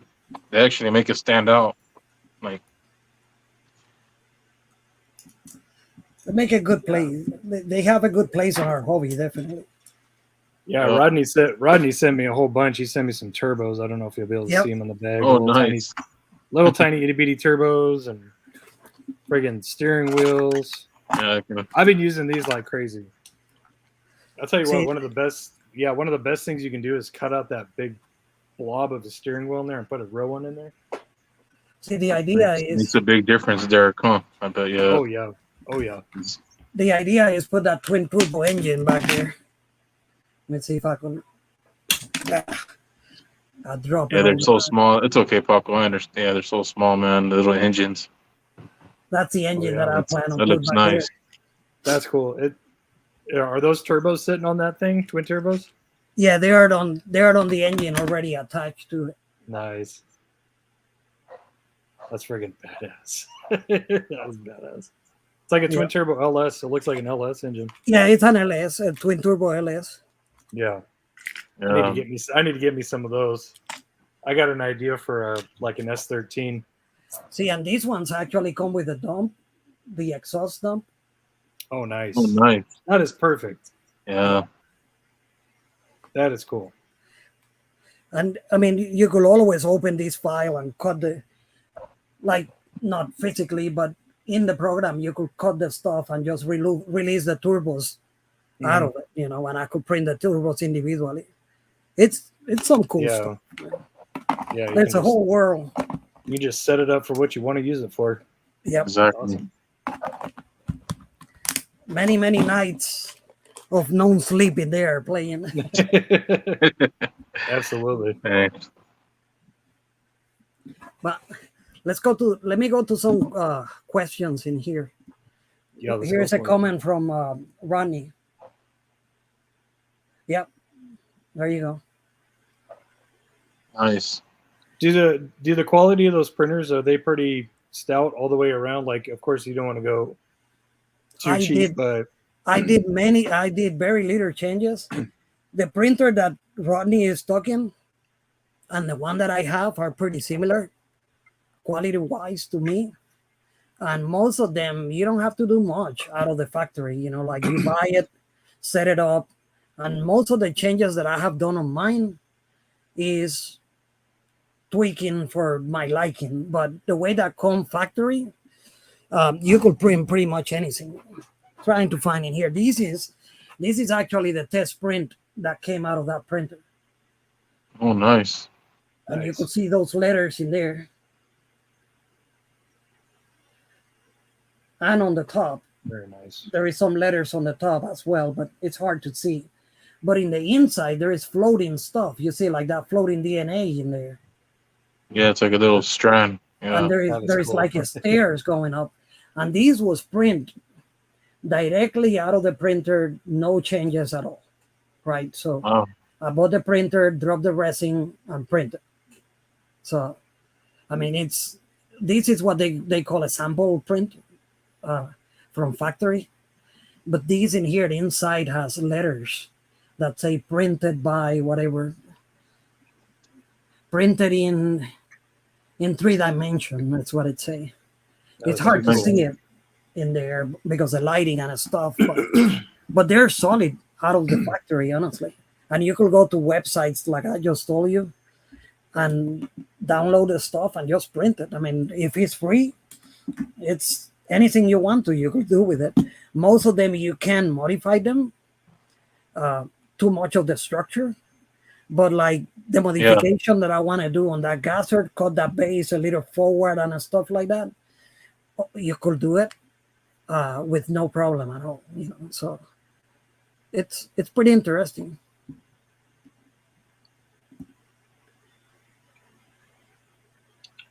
Yep.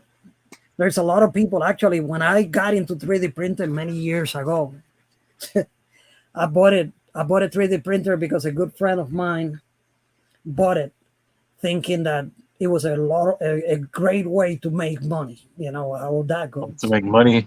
Exactly. And then he was going to print the world, right? But then when he realized that anything he downloaded from the internet cannot be sold. I mean. Oh yeah. Technically, right?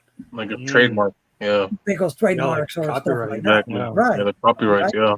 And I personally, I don't sell nothing just because I can't deal with that selling stuff. However, when I'm printing, I could print extra stuff and you never know if it's going to show up on a box around there. You know what I mean? Yes. But he thought he was going to print the world. And then when he started trying to design stuff, he was way over his head. So I pay actually 50% less of the price that he bought the stuff with media and everything, you know. And that was my first filament. Deal. That was the first filament printer. That's a good. Yep. Jeff asked a good question. What's the print time for something? It all depends on the complexity of the stuff. And the printers actually, most of these printer programs, let me see if I could open mine and show it. They actually tell you an estimated print time for the pieces or for the items that you have in front of you. And that's all depending. The program do something, the 3D printer program, it actually do something called slicing, which actually take this image and it's literally sliced into pieces, very, very small pieces. But it's how those pieces layers are stacking up to create that form. It all depends how much slicing is done into that part. I mean, there's a bunch of different variables in there. So here is, let me see, hold on. I confused myself changing the screens in here.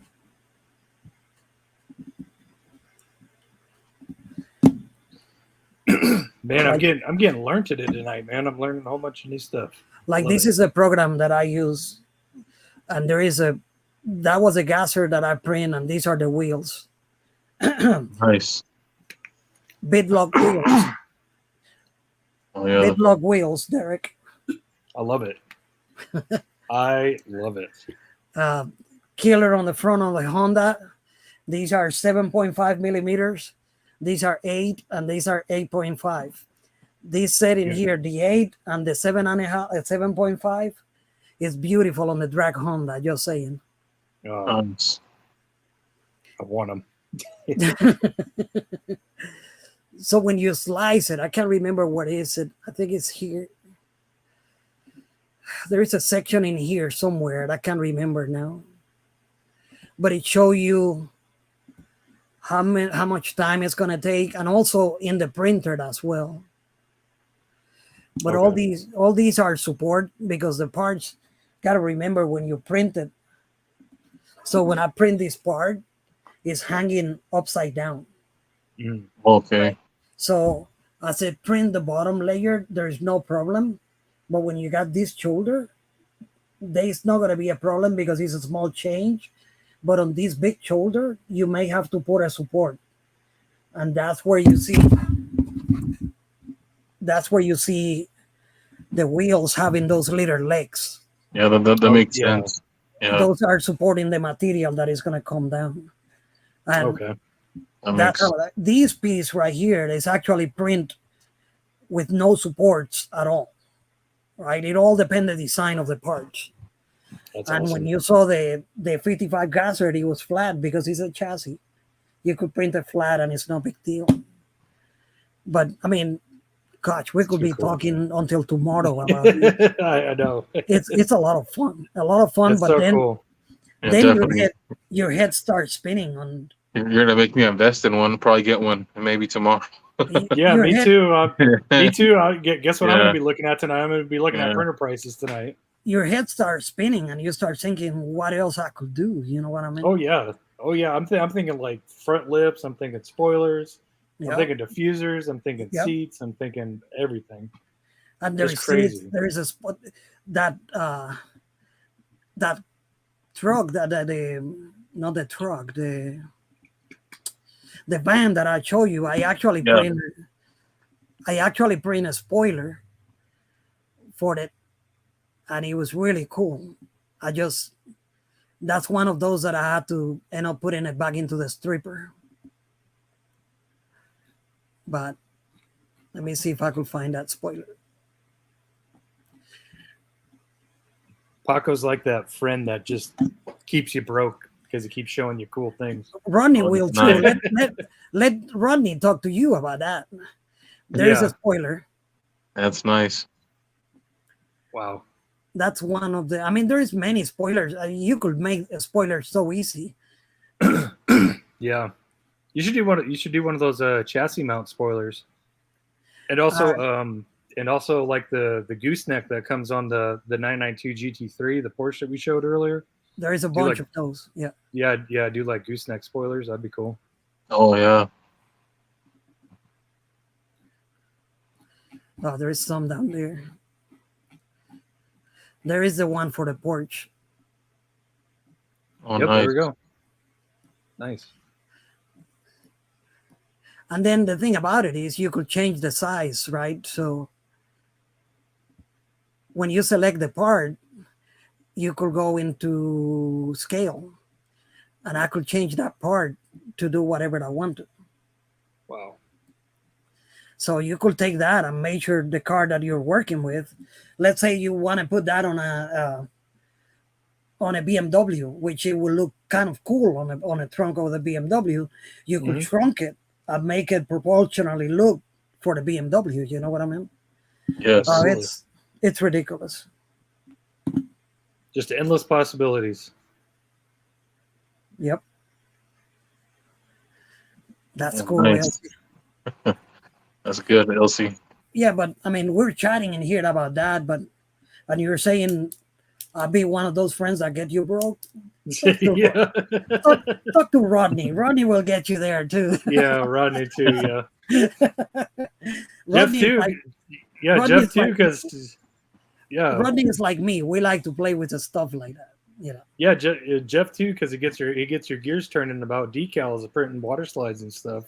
Yep. And just judging off of everything that you told me tonight, it almost seems like it'd be cheaper to get into 3D printing than it would be water slides if you're using white toner, because I know the white toner is very expensive. Yes, the white toner is what broke you. And I have never played with water slide printing, and I'm really bad laying them, but I've been practicing on that. Yes. Yeah. just because I want to be better with it. Yeah. But it's Jeff's cheaper. decals. 3D printer is cheaper, definitely.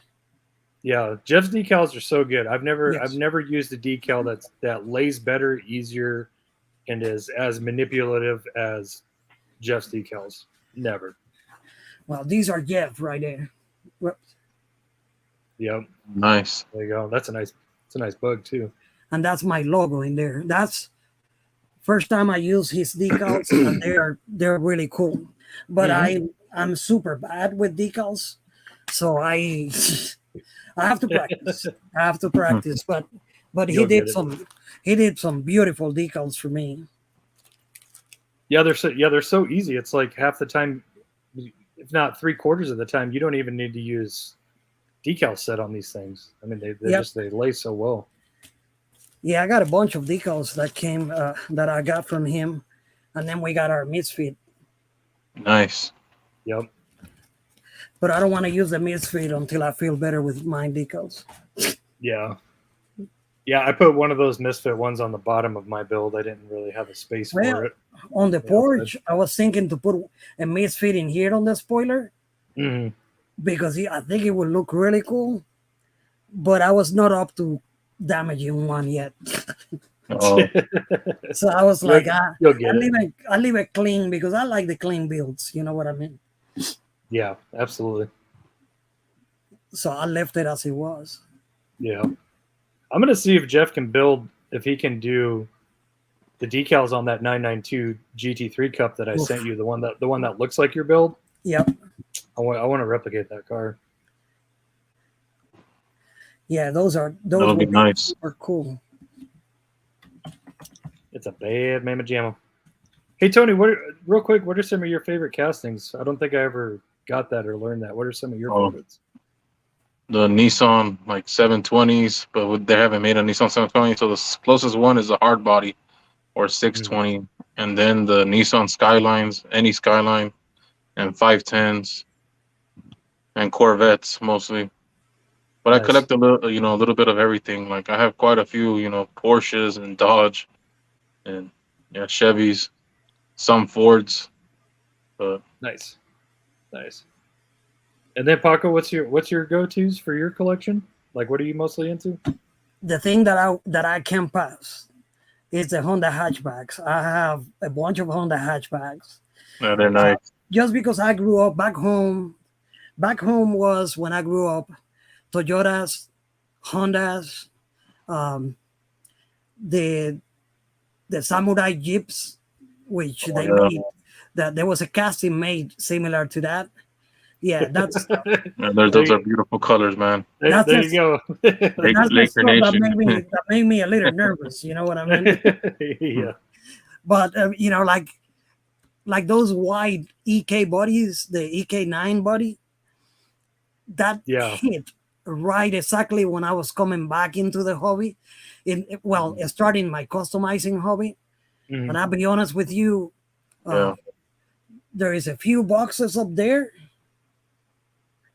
and three of them are full of Honda. That's probably about 150, 200 Hondas in there. Nice. There is 2 of them full of Toyotas, and then I have exotics, which is mainly Porsche and Ferraris. But I'm big into. I like Chevy, all Chevy, old vehicles. So it's mainly Honda, Chevys, and Porsche.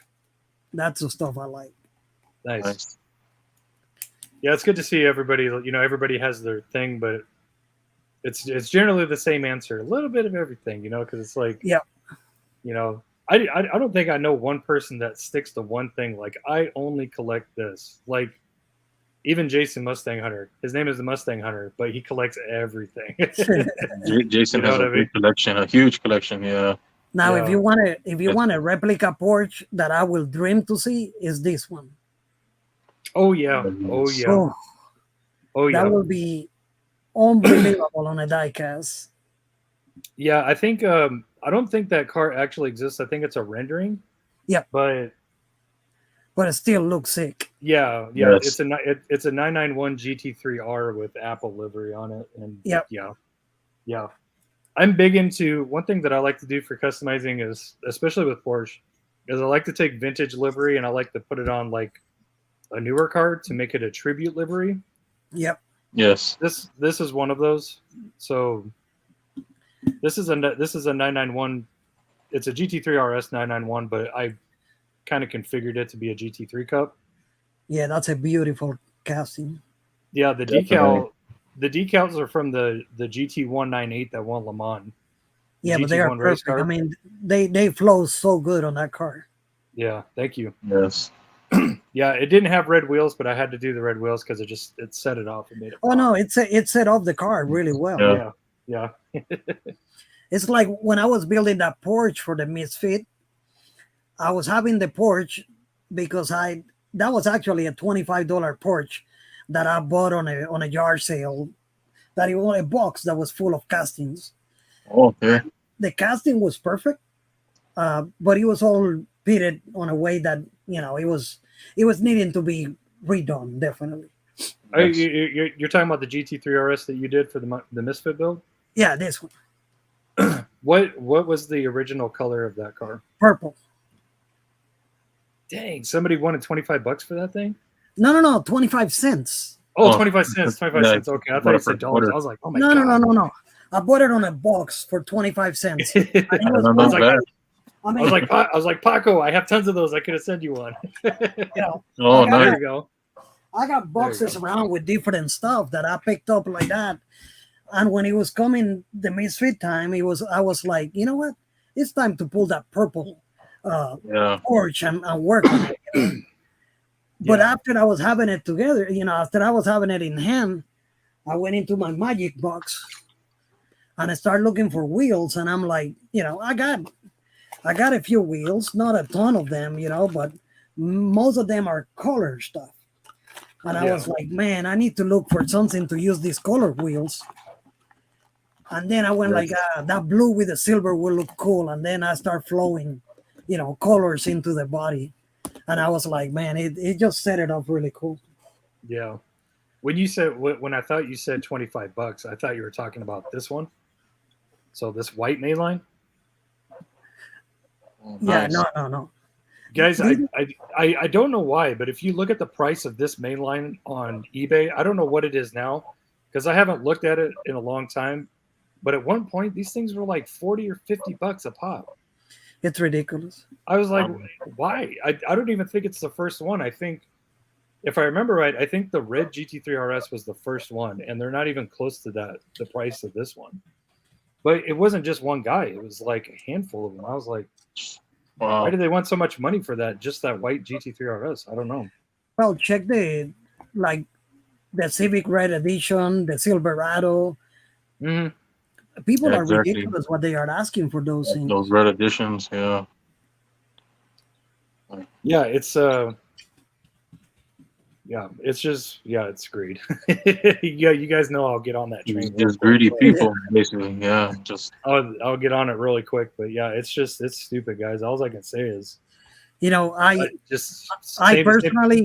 personally I can sell, but there is no way that I will go to the store and find a casting that we all like and leave it in there. And the reason I will not leave it is because I know if I don't do it, there is people with customers that are going to go look for them. You know what I mean? Yeah.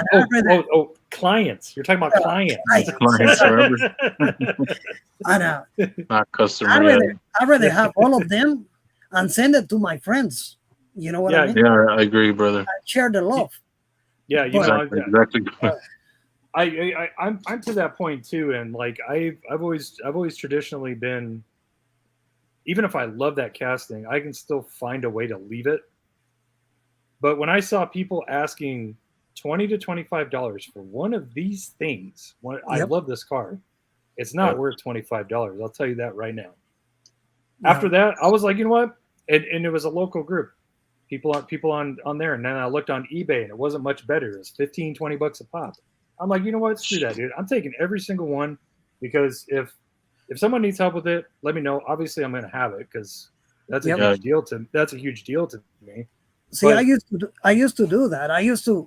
My feeling has always been, if I see a bunch of them, I grab 3, 2 that I'm gonna keep, 1 that I'm gonna customize, and later on, if I want to customize another one, I know I have it, right? So I could keep 1 for myself. But when I saw the way that things was going and I can't get any cards, I went like, forget it, man. When I find anything, I'm gonna take it. And Tony could tell you many times I send him pictures from the growth from wherever I am, just saying, you found this one already? No, okay, we got it now. Yeah. Oh yeah. Yeah, and I used to have a policy. I used to, I still do. I still do abide by my policy, which is no more than 5 of the same casting in one in one stop. There has to be some left over.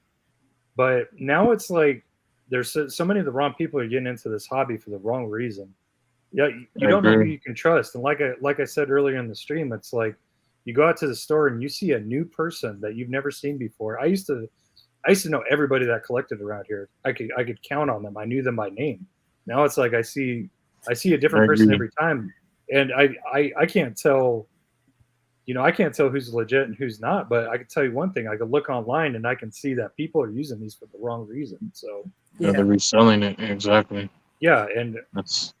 I'll be honest with you. I enjoy customizing so much that when I finish, I don't want to get rid of that car. I know that's a huge problem. I don't want to let it go. You know what I mean? And if I let it go, I'm gonna let it go to one of you guys' house that I know is gonna stay on the shelf. Exactly. I have boxes for you, Pete, and so many other people. Exactly. Yeah, and that's the way I feel about it. You go to eBay because what else I do with my time.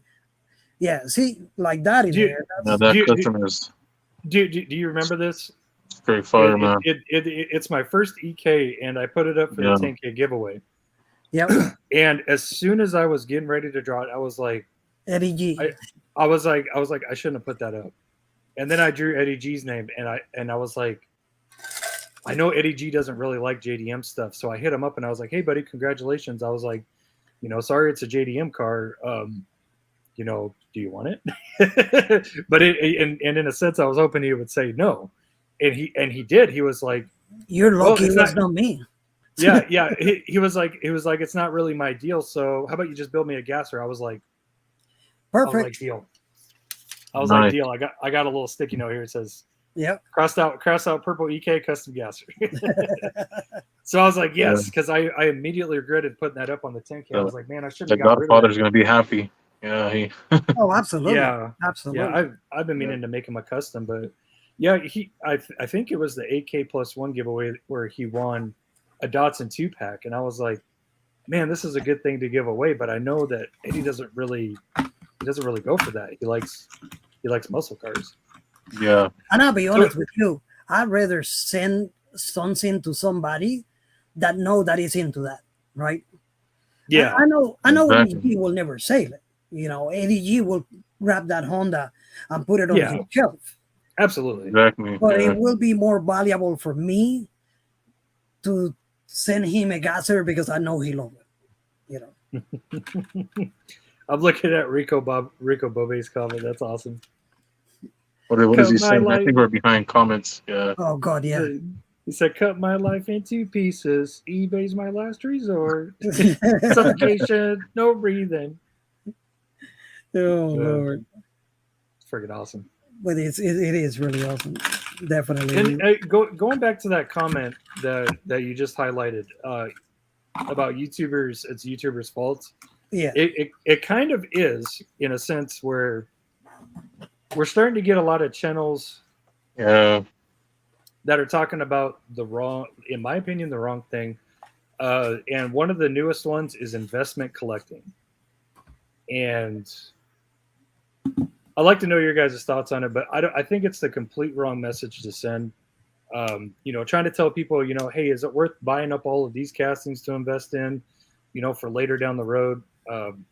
I don't like it. And I think it's sending the wrong message. What do you guys think? Investment collecting. What do you guys think? Yeah, that's true. I think, to me, myself, every time you mix a hobby with a way for you to make money, it's wrong. That's the number one item, right? 100%. Right on. 100%. I get into a hobby for entertainment. I don't get into the hobby to make money, right? If I want to make money, there's different ways to make money. And number two, if I'm going to save this pen, because it was from whoever it was, because later on in life, it's going to cost $35. You never know. But yeah. I think about it this way. There's a lot of stuff that I could create as a creator because I could do so many stuff that I could gain that $25 so fast that I don't have to wait 10 to 15 years. Yeah. Right? The only thing that I save on those boxes up there that you see and the stuff that I'm keeping is sentimental value to me. Right?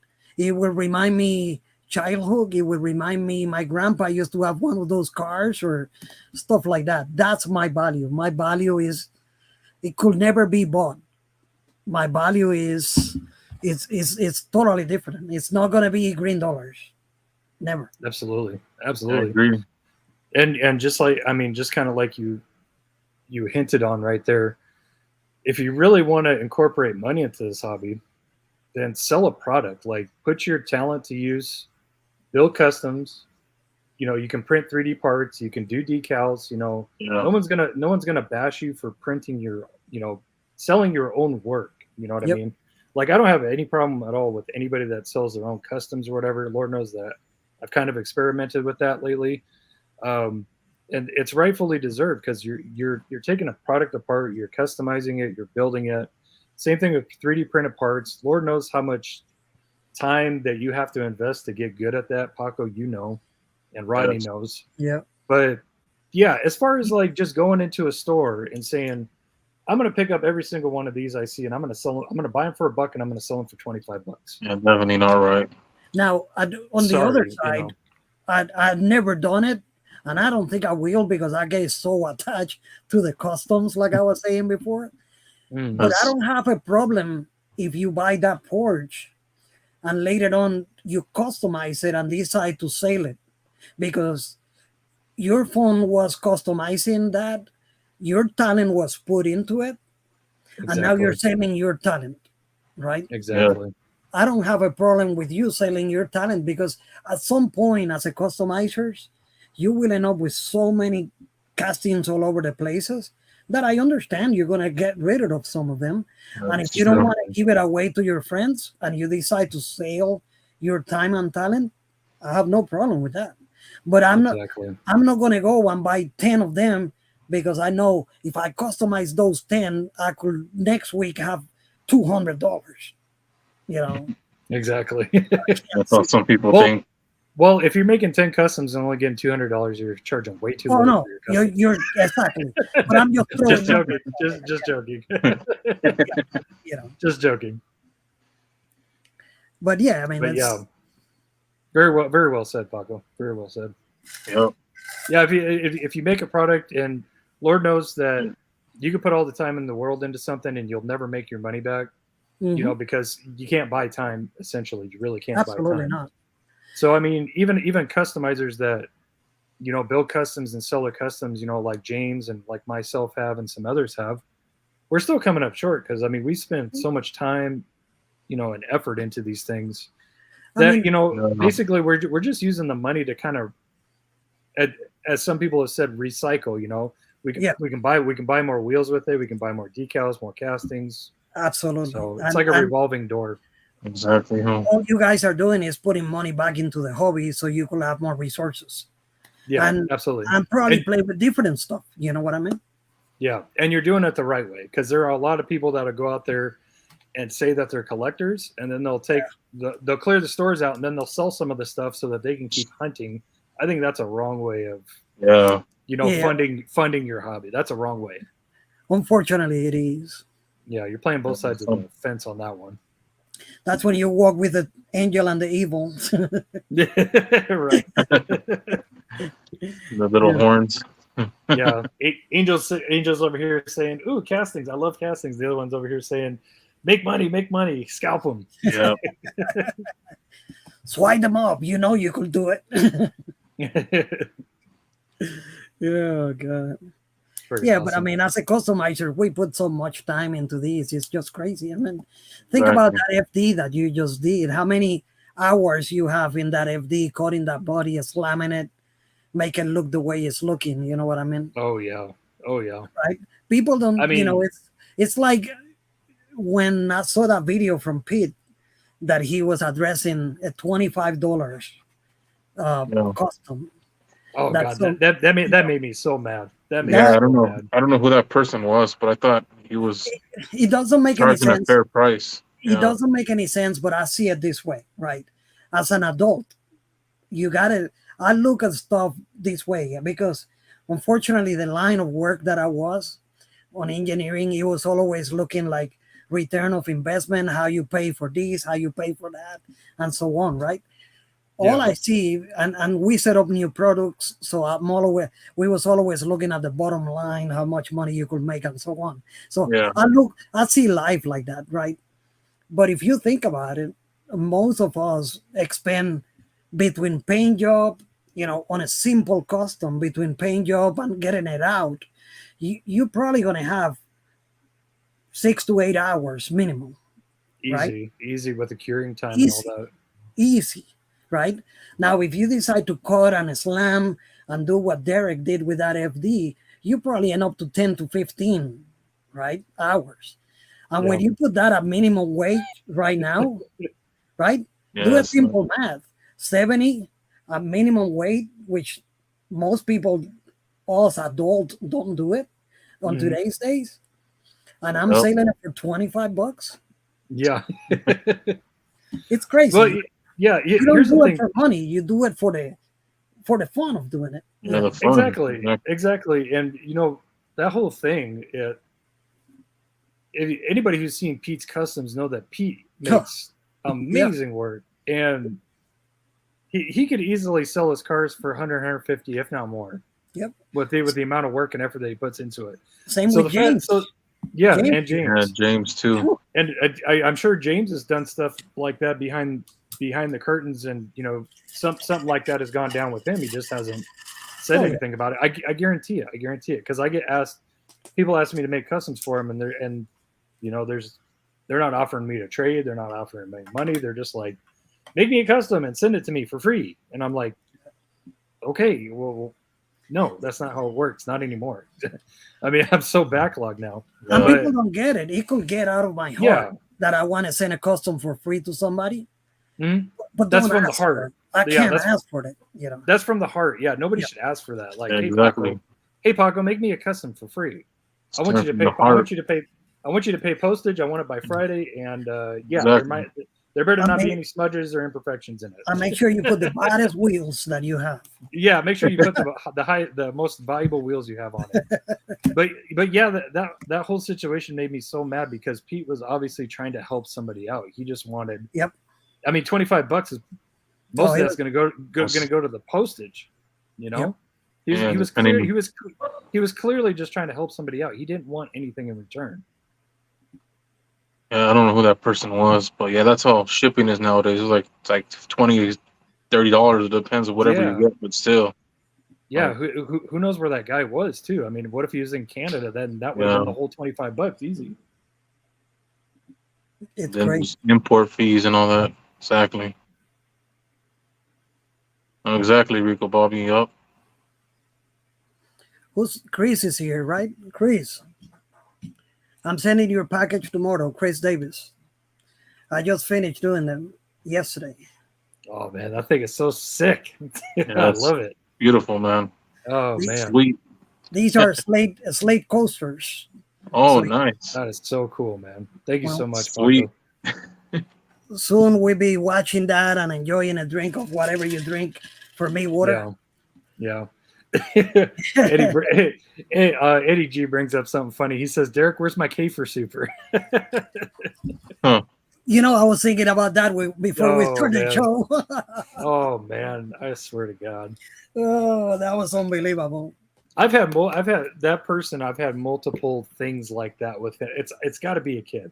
I'm convinced that it's a kid, because yeah, he was like, "Where's my K for Super?" And I'm like, "I don't have any more." And he kept asking, and I was like, if you saw that live stream, I was like, "Okay, dude, here's the thing. I don't have any K-Fers to give anybody. Enter in to win the 10K giveaway, and you'll have a shot."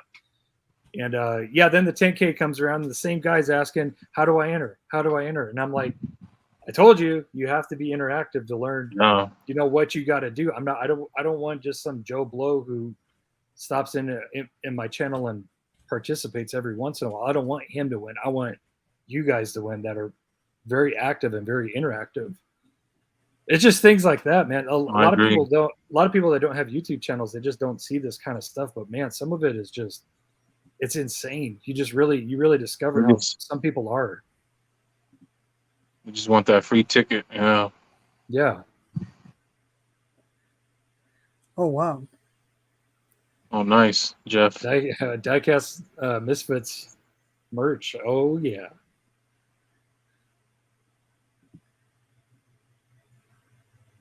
That's it. Oh, hey, Mikey Frisco. Jeff is trying to get a hold of you, WW Replicas. So check your Facebook Messenger if you haven't already. I don't know if you guys touch base. Well, Tony, you have anything else? No, that's about it. Nothing. I haven't found anything much. Yeah, just that Porsche, a Camaro. Nothing. And that. What are you looking for? Well, I've been trying to find that, that brownish Corvette mainline, and the gasser. Stingray. Yeah, the gasser looking, the Stingray gasser. Yeah, I've been no luck finding that. A purple Mustang SVO mainline, still no luck. The red editions, I just want the 935 from the red edition. Yeah, those are no nice. luck. Yeah, but no luck with that either. Same here. There is no luck for that at all. Hey, Pia, tell Madison we hope she feels better.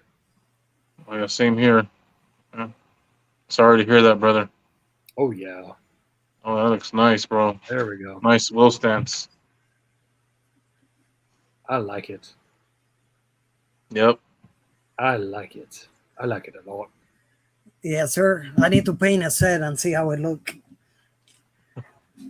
That's the first one I print.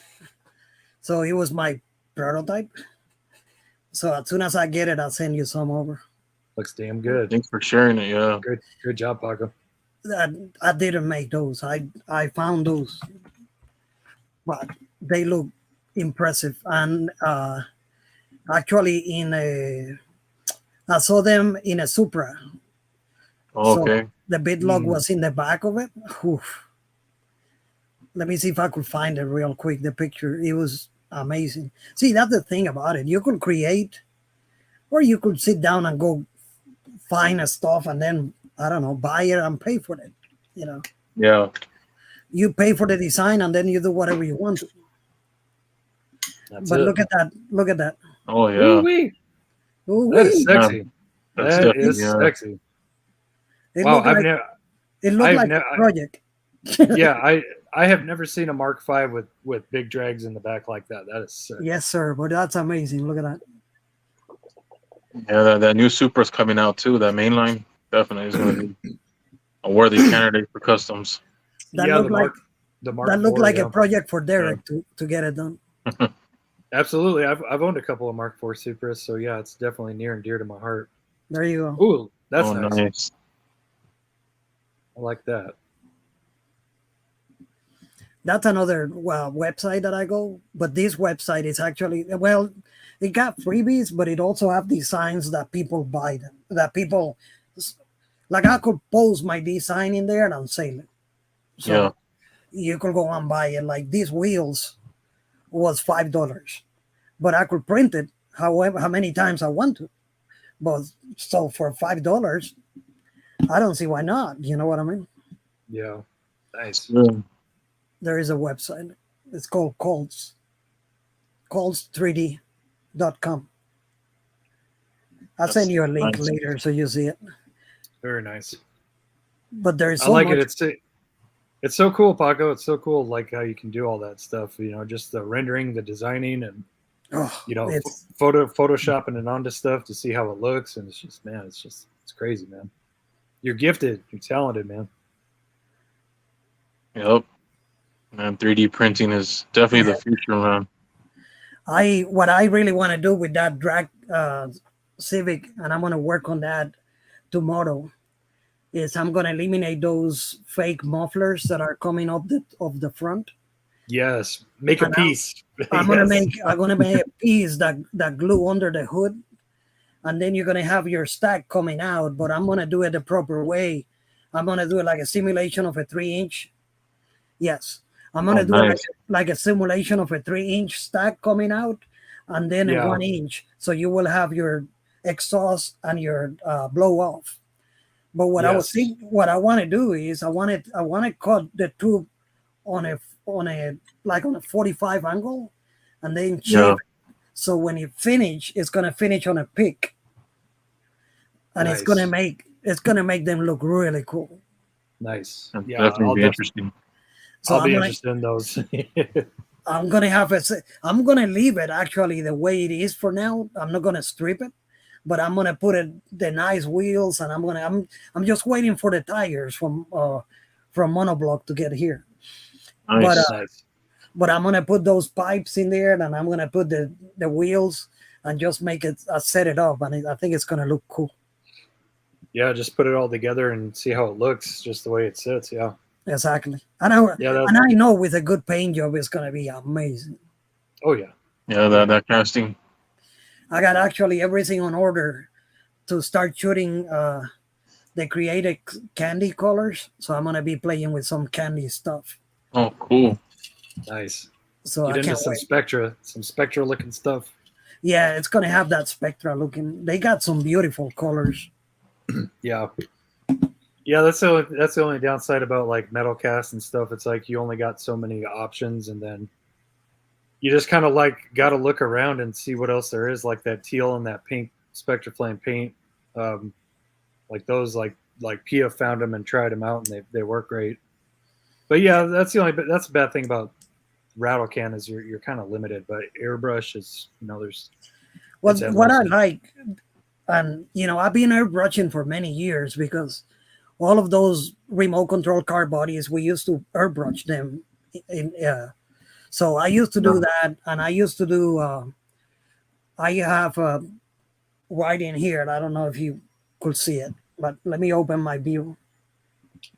So in here, this is my my vinyl cutter that I have for many years. Nice. So I could cut mask, and I was putting emblems and stuff into cars, and then spray it and peel that off and spray the other color and keep layering. Nice. So I've been doing that for years. So I have airbrush for a long time, and when I start playing with this, it was a no-brainer. I have to go to airbrush. But it also gave me the advantage of I could get one color from them and mix it up to be whatever I want it to be, Yeah.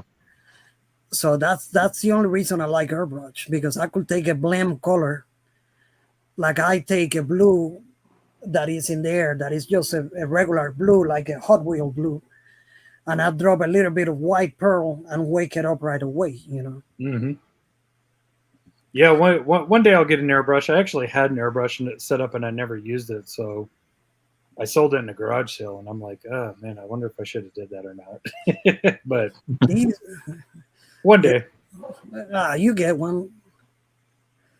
I can't remember. I can't remember when was these, but I'm gonna show you some samples. These are samples. This was a 110 scale body. Everything on that. Nice. Everything on that car is actually a spray. Wow. There is no decals in there. Nice. So, I used to play with the stuff like that. Budweiser, Coors Light, huh?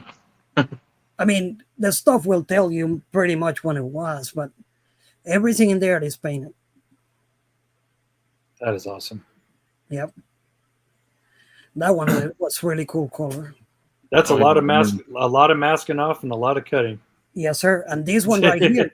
Oh, nice. this one right here was a 124 scale. So you could imagine how all of these little stars was. Oh yeah, Yeah, it was a lot of fun. that's crazy, man. Definitely.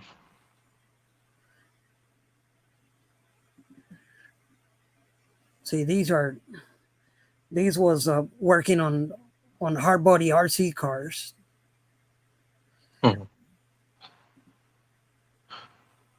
Nice. That's actually a Honda Civic, electric blue. Oh yeah, Nice color. Yep. EBP, electron blue pearl. Yeah, the flakes on that color is amazing. It's a beautiful blue. That was another car that I airbrushed. Nice. Yeah, it's fun, man. You could create so much with a airbrush. Absolutely. Yeah. Yeah, Andre says I'm retired from airbrushes. Yeah, he's a rattle can. The cleaning just seems kind of like a pain. That's all. You got to look out for the clients now. Clients. Clients. Oh, man. They're in business suits in the tallest building in downtown doing deals. He's got clients. They're like these. You got to space it out. Client. Yeah, clients. Yep. Oh, man. He's on QuickBooks Pro doing his taxes. He's got clients. Tony looks sleepy. No, Tony, I'm good. I'm good. Tony's on the West Coast. He's the one with the fresher time. Yeah, I'm West Coast. I'm West Coast too, Tony. Yeah. You ain't got no excuse. It's 11:30. Go drink some coffee. Yeah. Yeah. Master That's a pretty good airbrush. Yeah, master airbrush. You could buy those airbrush in Amazon that has 3 different needles. They have the 2, the 3, and the 5, I believe it is. And they're like $30-some. Like Ronnie's saying a pretty good product right there, yeah. Yep. I think my airbrush setup had one of those, but I wanted to get one of those Iwatas. Nice, Elsie. Yeah, that's the thing about it. If you're going to get into airbrush and you buy that $40 one, eventually you're going to grow into something else. Yeah, you're just going to go for the Iwata eventually. So the Iwata, there's other brands, there's Polish. Yeah, there's other brands that are better too. Yep. Yep. I have a Badger. Mine exactly, Adrian, Andres. So the clients. I use a Badger, the 150 page. Yeah, you see, there's a Badgers. Yep. Yeah, those are really good. My That's five those jokes. Yep. That's a good way to show it to your clients. Yep. Late. Have a good night. Good night. Yeah. Pia. Much love, Later, bro. Pia. Take it easy, brother. We hope Madison feels better. On some, you do need a compressor, or you get a little electric compressor too, a little electric one. Man, I use a liter compressor. It's literally. Yeah. Let me put my screen full so they could see, but it's literally a little bit over a foot long, kind of one of those they call the hot dog compressors. And I bought that thing. Whew. It's been probably almost 20 years that I bought that compressor. And I do proper maintenance on it, which is I open it to make sure, because that canister will actually eventually create built up of water inside. So they have a screw on the bottom that you could open it and let it drain all the air. So I keep mine open when I'm not using it, and then I got a water separator filter that go into my airbrush. So as long as you keep up with those two things, it will last forever, man. Like I say, I pay, if I remember right, I paid like $60 for that in what was the store? Harbor Freight. Oh, nice. Like 20 years ago, and that thing is still kicking. What's the typical PSI you set your compressor to spray? It all depends on the paint. You got to look at the specs of your paint. Yeah. And then it also depends the needle that you're using. right? The Yep. the thicker needle is going to allow more paint to get out versus a thinner one. It's going to be a smaller spray. So you gotta look at the spec of your paint. Like I use Createx for all my stuff because it's water based and it's really simple to clean the airbrush when it's all water based. Uh, but water, but Createx has on their page a spec sheet, and it tell you for each one of the different paints because they got different viscosity, right? If you shoot an opaque paint, it's thicker. If you do one that is a pearl, it's actually less thicker. So it all depends the type of paint, and the manufacturer will always tell you. But it's not that complicated if you stay with a type of paint, and when you get to learn it, because like as soon as I spray, I don't spray into my diecast. I spray on the side, right? Like you normally do with a spray can. Yeah, test. Yep. I always look at that pattern when it come out, and then I could like right now I don't use the spec sheets anymore. I just see the pattern and I know if I have to lower my pressure or not because I see how it's coming out. Just that experience. Yeah, but like I say, every manufacturer will actually tell you. Let me see if I could find.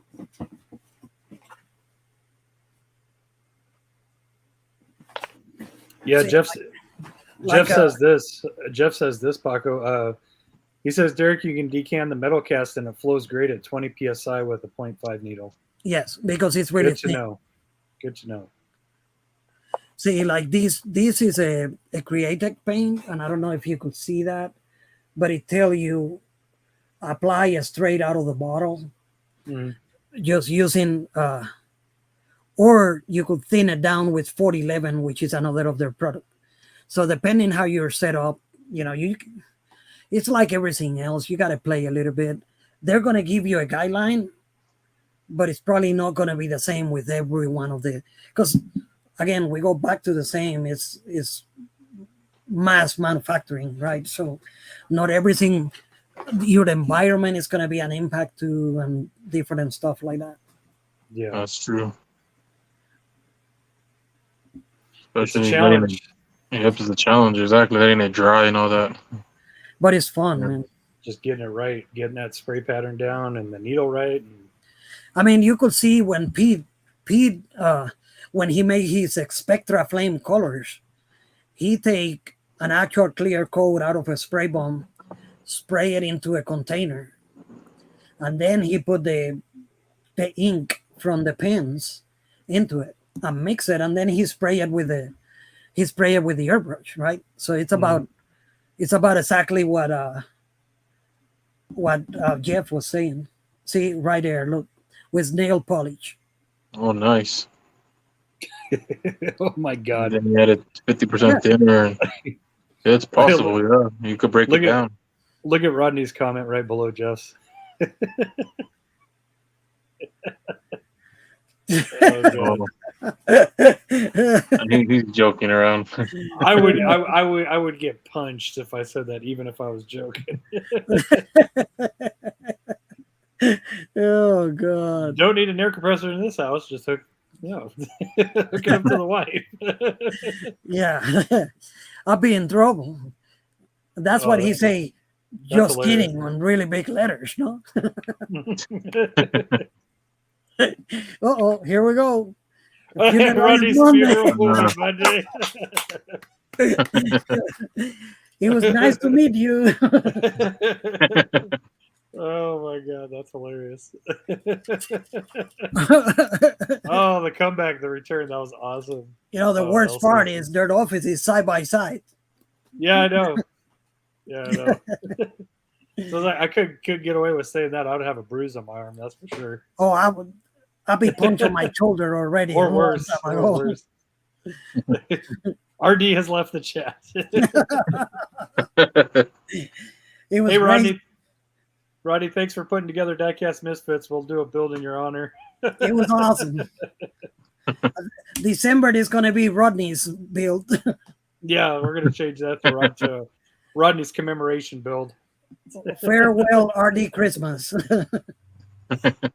That's hilarious. Yeah. Oh,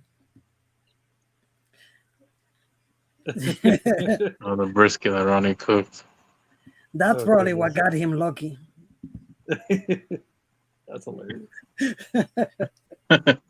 Oh Lord, that's awesome.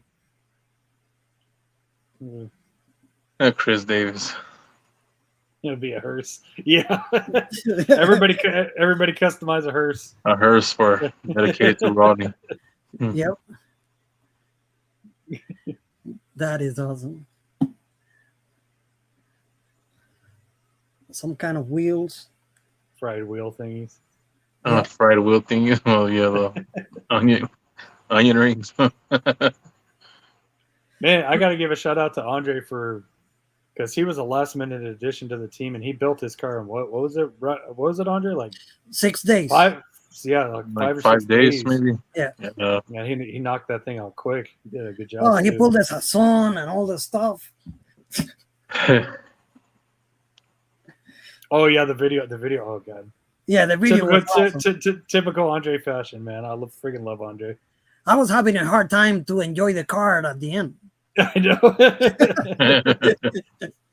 He's the king of gifts. I tell him all the time. I'm like, dude, you're the king of gifts because it's the perfect gift inserted at the perfect right time in the video, like every single time.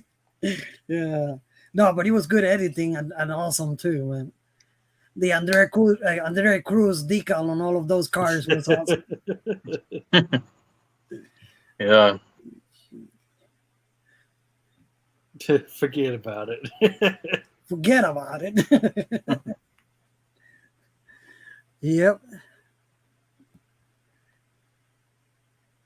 Don't pat us back. He's going to make us clients suffer. Oh Lord, yeah. We gotta have Andre.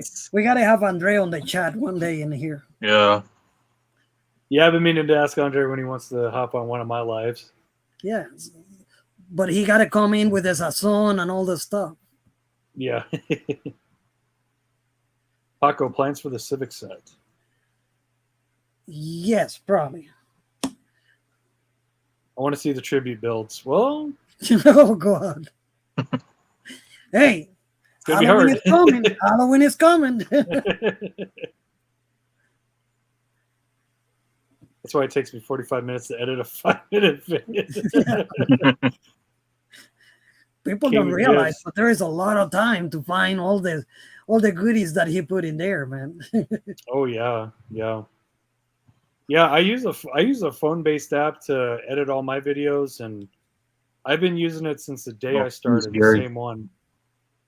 Oh, what's up, Gary? Take care, buddy. Mr. Gary, have a good one, man. Yeah, I've been using the same phone-based app to edit my videos, and I find new things to do on it almost every single episode. I'm like, I'm never gonna outgrow this app ever. I try on the phone, but it's just I can't get the hang of it. So I end up going to the PC. The last video I did was on the phone because I was with Mom on the hospital for the reveal of the Misfit, and I was not happy at all with that. So I will never do it again. It came out nice, Paco. Yeah, it was just a plan. What photo editing software are you using, Paco? I use Photoshop most of the time. Oh, Photoshop. But then for my thumbnails, I use Canva. Canva.com. Oh. Have you ever seen that?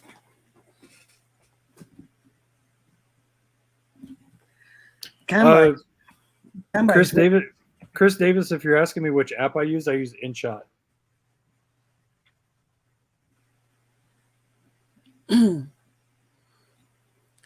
This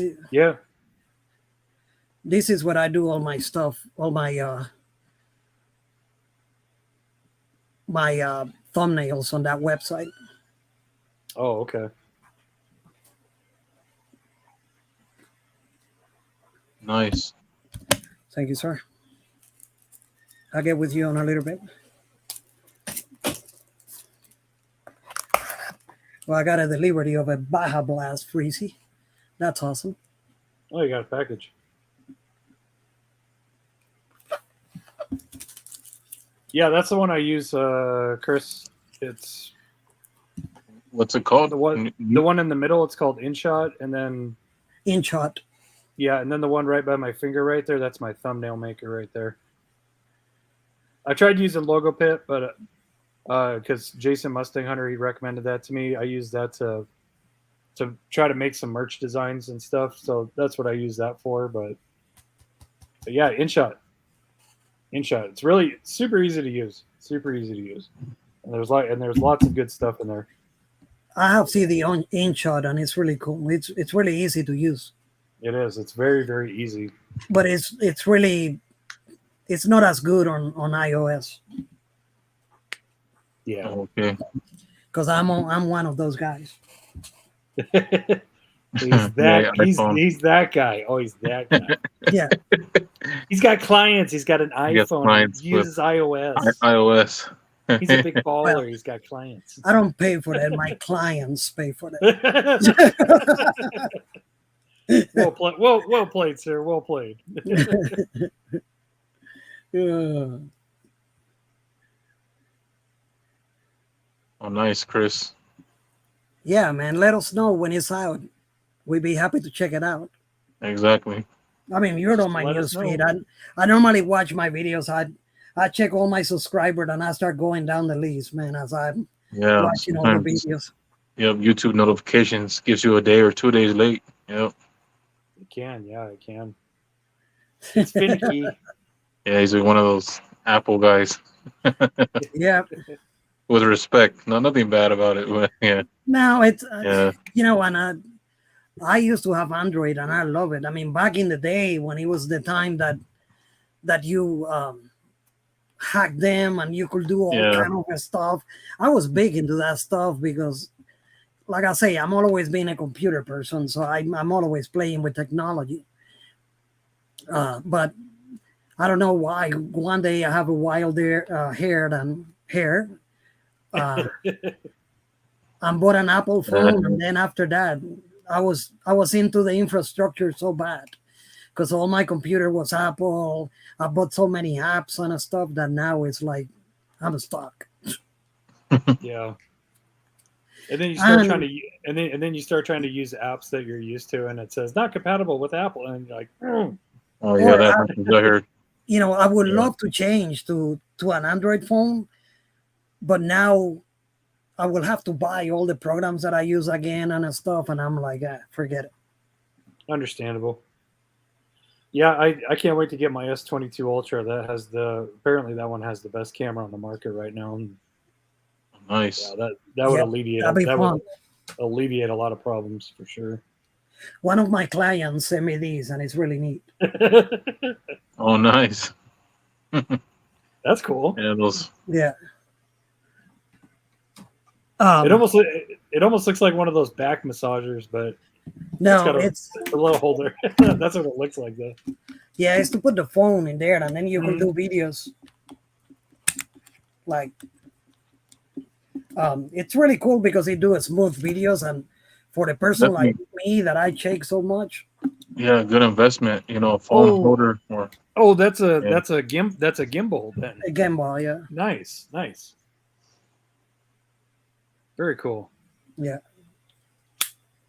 I like it. It worked really well. Yeah. Gimbals are the business. Take it pig hunting. Yeah. Don't ask me why I got it, but it's something fun to, I go out on my motorcycle and I go to a park and I start shooting and stuff just for fun. Nice. Yeah. I bet that thing works great. Yeah. That's one thing I really like about GoPros is that the image stabilization is just bar none on GoPros. Rico Bobby says looks like you could pull teeth with it. Like a dentist.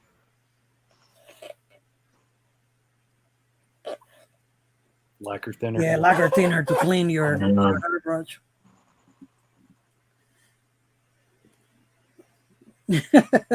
Eddie P. Oh, Eddie. You can't afford to mail it out. No, that's true. Sometimes shipping gets overpriced nowadays. Yeah. Eddie Eddie, don't touch the house money, like you said on your last episode. I can't touch the house money. I'll get in trouble. Yeah, the wife will beat you up. Yep. Oh Lord. Too familiar with that. You know, something out of the blue that I was thinking the other day, and I think it'd be awesome. I know we have a huge community, a great group of people all over the places, but somebody like, you know, one of those YouTubers that has like 10,000 viewers or so should be a great person, just saying, to kind of put together something that we could do 1 year, man, and meet all of us together somewhere, like on the middle of the country. You know what I mean? Because we are spaced out all over the places. But I agree.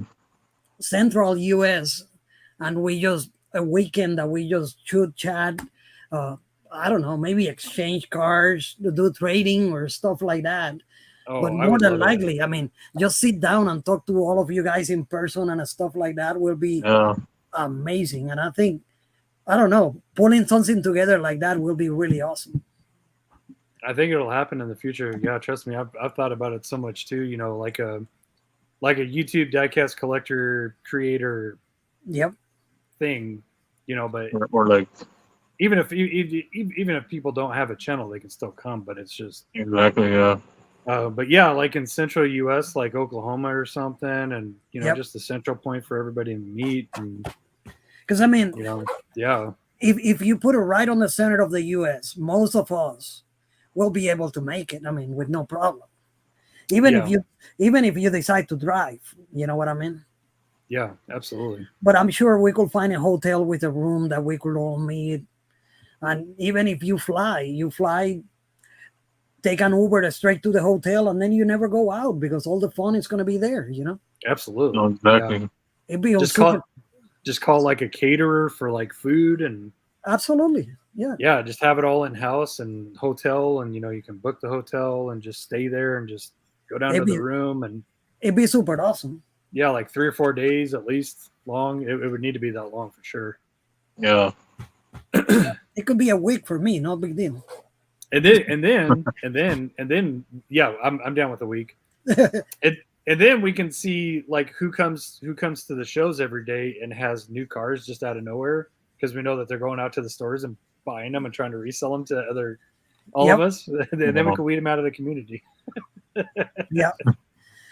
When you raffle out some prices and you raffle out your custom, you one of a kind, and when you see it on eBay, that person is done. Yeah, that's just wrong. That's just wrong. Yeah. Unfortunately, that's happened to me. Oh, I know. But that's just wrong though. It was a blessing in disguise, because if that didn't happen, I probably wouldn't have met Rodney. I mean, I would know who Rodney is, but probably wouldn't have. You know, that's his Mustang, so I stripped it back down, and I'm kind of playing with it right now. That car sits so good.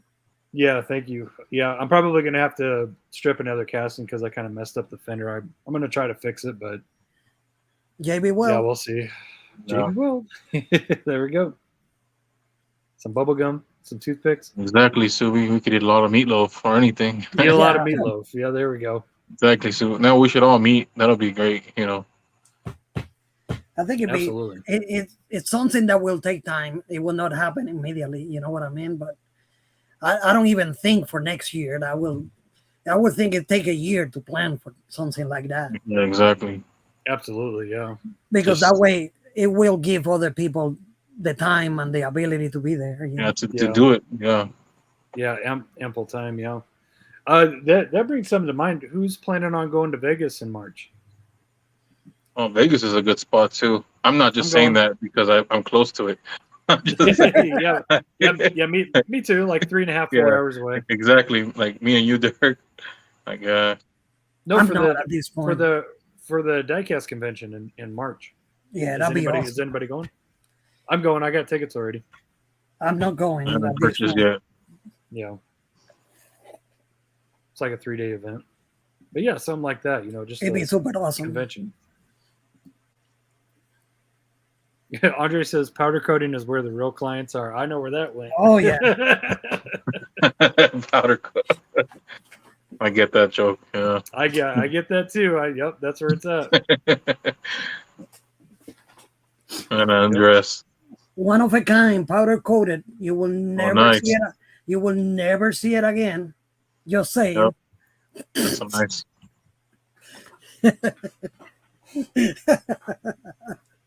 Oh, Derek is gonna get red. Yeah. Oh Lord, Andrea made me do that. Gary. What's up, Gary? Do people actually sell a custom that was gave to them on Well, eBay? No, worse. They've actually sold customs because of charity raffles on YouTube. Yep. Unfortunately, That's what happened.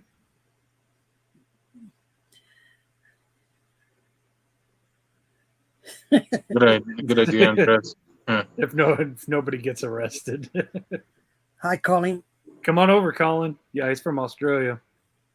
Start to save for the trip over. Yep, do it. Yeah, good idea, brother. Do it. We'll make That something. looks great. Send it back like that. That looks great. Send it back like that. No way, man. No way. It's a restaurant. It's a restaurant. Rest of my. Oh man. Yeah, I kind of got a little too happy with the fenders on there, so I don't know. We'll see. You lowered it more? I did. Yeah, I did. I lowered nice. it more.